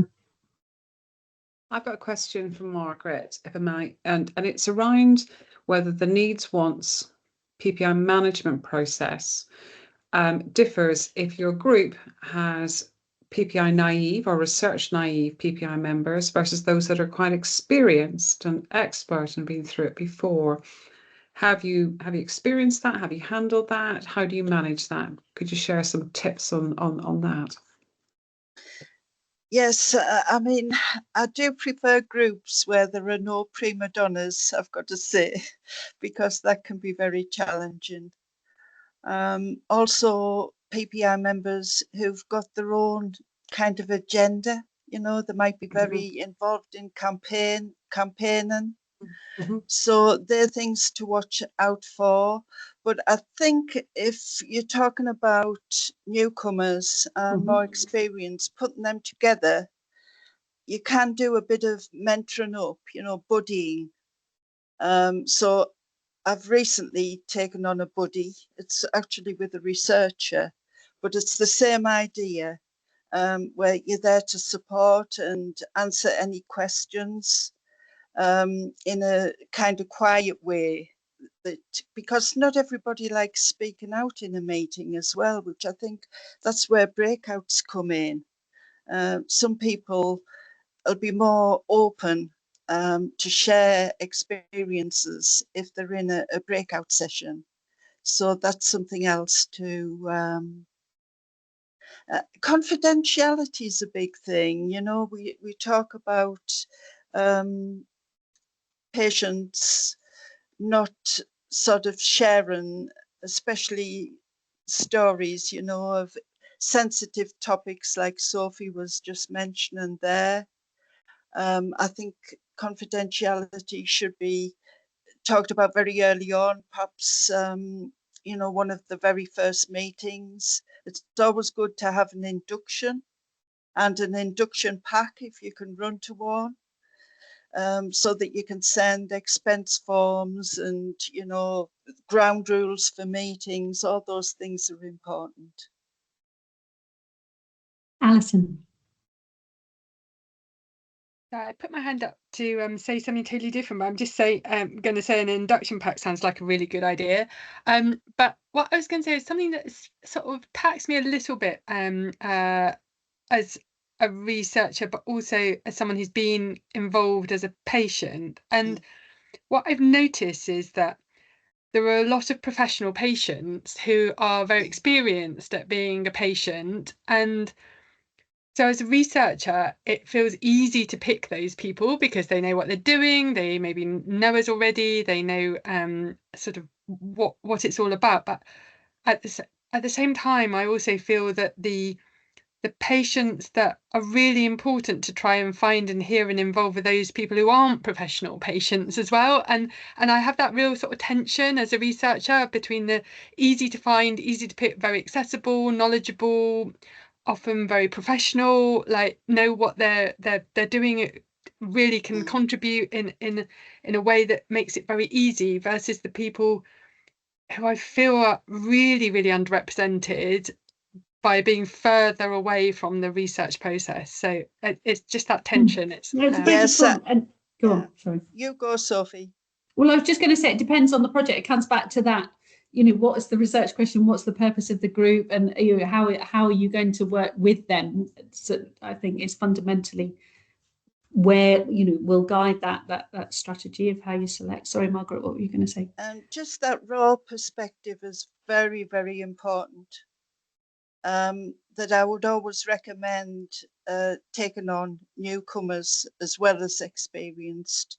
But if you've got a very abstract study, like a realist methodology, it's going to be the experienced ones who are going to pick it up quicker, and that's what we've found with the REAM project with Newcastle. There's only a handful of us, and we are pretty experienced, but that's a bit different because it does have some local PPI going on as well. And I know the researchers have struggled a bit with that, and I think it's possibly one of the reasons has been that the topic is just so abstract. It's all about economic evaluation as well, which again is a challenge for PPI members. So like Sophie says, it'll, in a way, the type of study that you're going to have is going to dictate the sort of PPI that you need. But that's and then what, yeah. I was just going to pick up on a lot of what people have put in the messages and the ideas around the doodle poll and the meeting scheduling and all of that. Lots of people will have different preferences. Some people want the slides before, some not. I suppose sometimes feel you can't please everyone, but you can do your best, and trying to be as inclusive as you can within the boundaries of what you're able to do. But also being aware of where people aren't able to engage with something in a particular way. Do they need a laptop? Do they, if you're putting everything on Google folders and someone's not familiar with Google, do you need to take time to go through how that works with somebody if they're not familiar with the platform that you're planning to use for that research project? Or is this a different way of communicating? So just being mindful and curious about that all the time, and having that open relationship so people do feel they can say if they're struggling. Should we move on to the next slide? So this has covered quite a lot of what's just come up naturally in the conversation, so I won't dwell on it too long, but I think that trust and respect relationship is crucial. And so, for example, the project I was just telling you about, we spent an hour to an hour and a half with each of the PPI members that we were going to be working with before they came to that first meeting. And that was an opportunity for them to have a safe space where they could share their stories if they wanted, not if they didn't, but also to find out a bit more about what the project was about, from their own perspective, and how they felt their experience might be relevant to it. And that really worked well in A, building trust with the research team, but B, when they came to the first meeting where there were other people in the room, everyone felt good to go and, sort of comfortable sharing their uncertainties about things because they all felt they were on the same page. So those kind of things around building relationships can be really important. We've talked about being realistic quite a lot, but the pace of what you do, and I think everyone in this room, if you have done PPI, has probably over-planned what you're going to put into a meeting agenda, because there's always too much and there's always loads of rich discussion. So 2-3 points max to take to a PPI group on any one occasion would be my advice, and then sit back and listen. Being honest about the expectation and where you don't know where things are going to go, so that they can know that this is a space to be guided, or other areas where there is no option. Let's be honest about that. Starting early, we've talked about. And then, Margaret, do you want to talk about the feedback and learning loops together? Because there's sort of 2 elements of that you might want to bring in. Yeah, this is something Sophie and I don't disagree on, but we have our little niggle about, because for me, feedback is sort of the input that PPI members give at a meeting or doing a review or whatever. But then there is feedback on the feedback. So the researcher tells the PPI members how they're going to use that input. If they can use it, sometimes it's a domino effect, and it might be something that they can't use in this project, but they can use it further down the line. So that domino effect quite often crops up. But it's good to have a feedback form, just a simple form at the end of a meeting, or they can do it in their own time. And then the researcher must close that feedback loop. That's really essential, because I always tell this story. I once made a very big error, and it was about people with latent disease. And they were using them as healthy controls. And I said, well, if they've got latent disease, they're not healthy. But in that instance, they were classed as healthy. And if they hadn't given me that feedback, I would never have known I'd made an error. So we like feedback forms. We like impact logs where it's all documented. And that means that you can reflect on the PPI at the end of your project. And you can even do a PPI evaluation. So that's something to think about as well. But you need ethics approval to be able to do that. You can't just use quotes that the PPI members made and publish on them. You've got to have ethics approval. And I'll quickly say something about training for writing publications, because there's a great course with Oxford called Equitor. and it's 4 half days in a week, and it is absolutely superb. It's sort of an editor of a journal who's one of the main speakers there, and it does give you a lot of handy tips for when you come to writing publications. I've written 48 over a period of 15 years, and it's been a skill that I've developed, but certainly the Equator training really helped me with that. Thanks, Margaret. So this is an example of the front page of a welcome pack that we've got for a project I'm doing at the moment. And then this feedback form, Margaret has helped us shape the questions that go into this. And this is about the process of the meeting, so feedback on the meeting. And then my research fellow with each of the meetings will come back to the PPI group and do a you said, we did. So that's more of that. What was the impact of what you said last time, and how has that informed what we've done since we last met? So you've got the feedback on the process, and then you've got the feedback on the content, if you like, and how that's informed the project. So that's just an example. There's no right way to do that. We've got a few slides with just some additional kind of resources that we both felt might be interesting to share. These are a couple of chapters.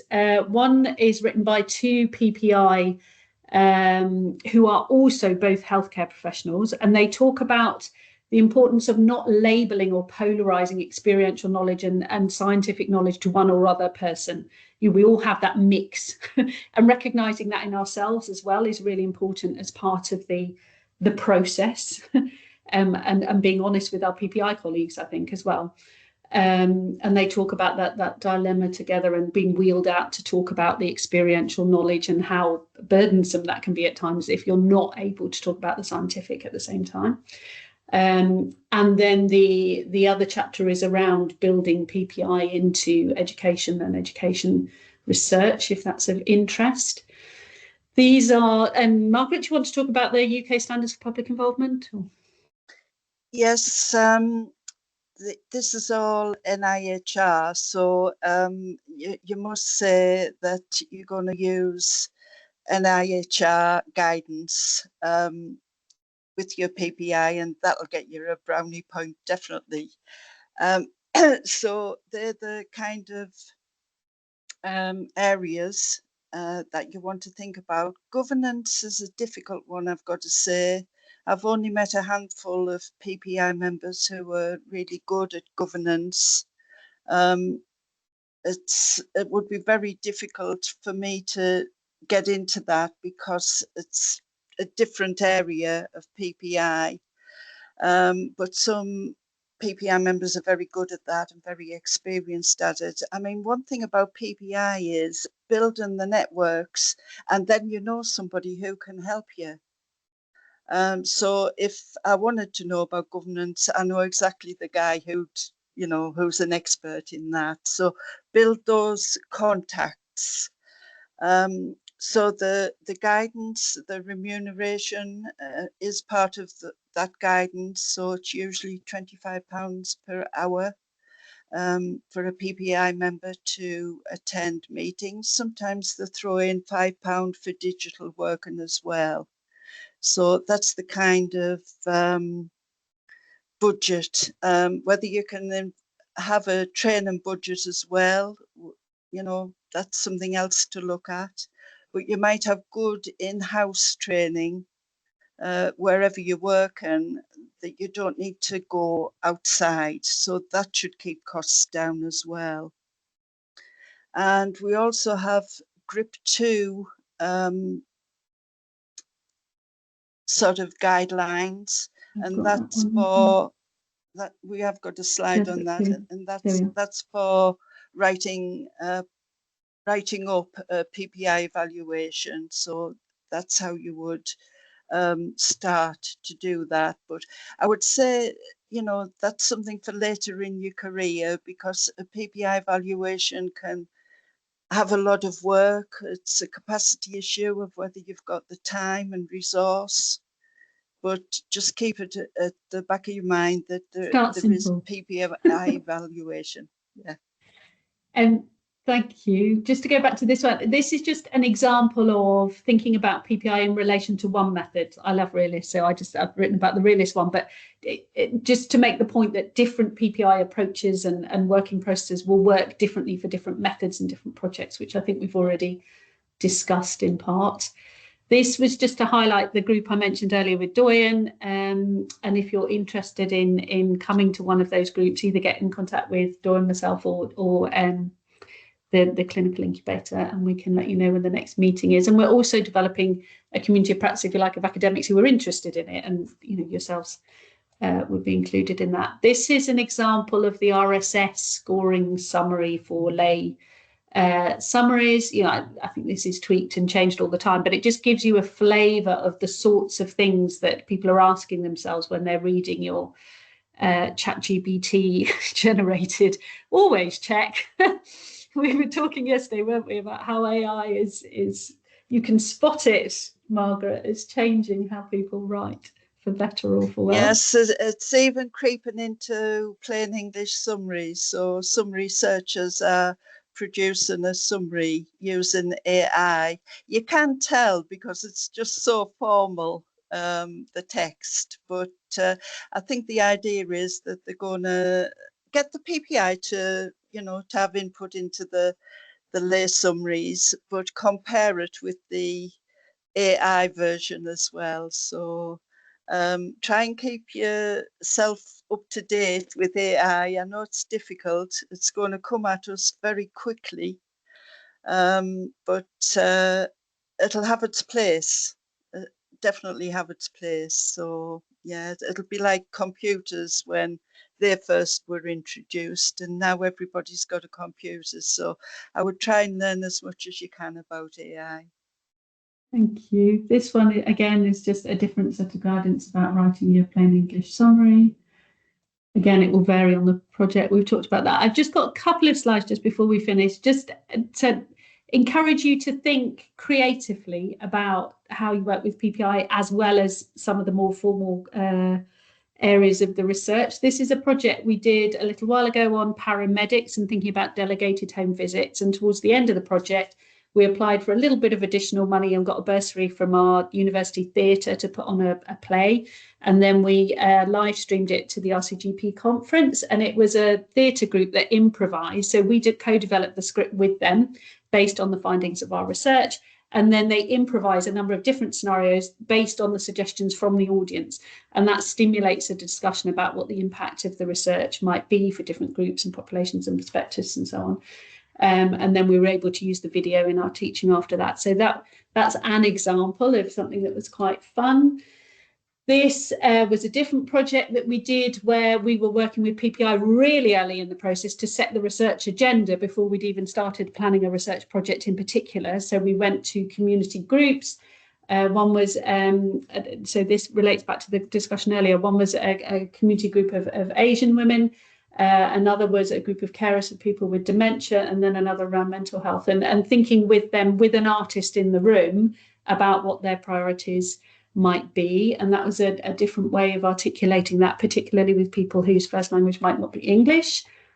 This is an example of Margaret's beautiful work where she might reflect on something after a meeting through poetry. And I'm not embarrassing you, Margaret, but just sharing the sorts of ways in which you can express things through different medium as a way of reflecting on things. And then this last example is where we've worked quite closely with an artist on a number of projects where we will have discussions and share kind of key findings that are emerging from the research, and then they will distill that into little cartoons. And actually working out what works in the cartoons and what doesn't is a really important part of the analysis process in clarifying what the key messages are for me and people that I work with. But it's been a really nice way of kind of summarising some of the key messages to share with. I've taken a couple of these to House of Parliament type meetings, and it's a nice way of saying these are the kind of key messages in a different way through art. So I'm conscious of time. We've got 2 minutes left. That was what we set out to do. And hopefully we've managed to discuss some of that. And thank you all for your contributions. Thanks. And thanks, Margaret. Thanks, Sophie, Margaret. I feel as if we should give you a real world clap and not just a virtual clap. So thank you. A, for the content, B, for the wisdom, and C, for keeping perfectly to time. So thank you both. That's amazing. I'm going to pause. We've had lots of questions through the workshop, so I think we will close our session. Just want to say again, thank you all for coming. It's been a really, really super session, and I want to thank you. And I really look forward to the November session. To refresh, we have covered what we want to achieve and connect. I hope we have introduced each other and already starting to see points of alignment and people we want to reach out to. I think we've been inspired by Nicola's career story, so thanks to Nicola for sharing that, including a number of practical tips as to how you can progress and achieve success within clinical education research. We've had a super session around PPIE, the rationale and best practice in an approach, so thank you guys. So I think it's for me to finish by just flagging, if I might again, that we do have this fantastic opportunity from the clinical teacher paper to author an edition. So if any of our cohort would like to reach out and be part of the research work that will be published in TCT, I'm just going to pop my email in the chat now. Have a little think and drop me an email if there's something you'd like to do. And if I can spell my email. But I think it's a fantastic opportunity, and we should be seizing the TCT by the arm and getting involved. So great to work with you all in doing that. So without further ado, I look forward to seeing you on the 4th of November for the SMERC ASME Incubator event, and for drinks in the evening of the 4th, where we can continue our conversations, and most especially on the 5th of November, when we can continue our approach to our Connect programme. So thank you all. And if there are any questions, please, again, email me any thoughts or suggestions for improving the programme. So good to see you all. Thanks, everyone. Thanks, Jill. Bye. Thanks. Bye. Thanks. Bye.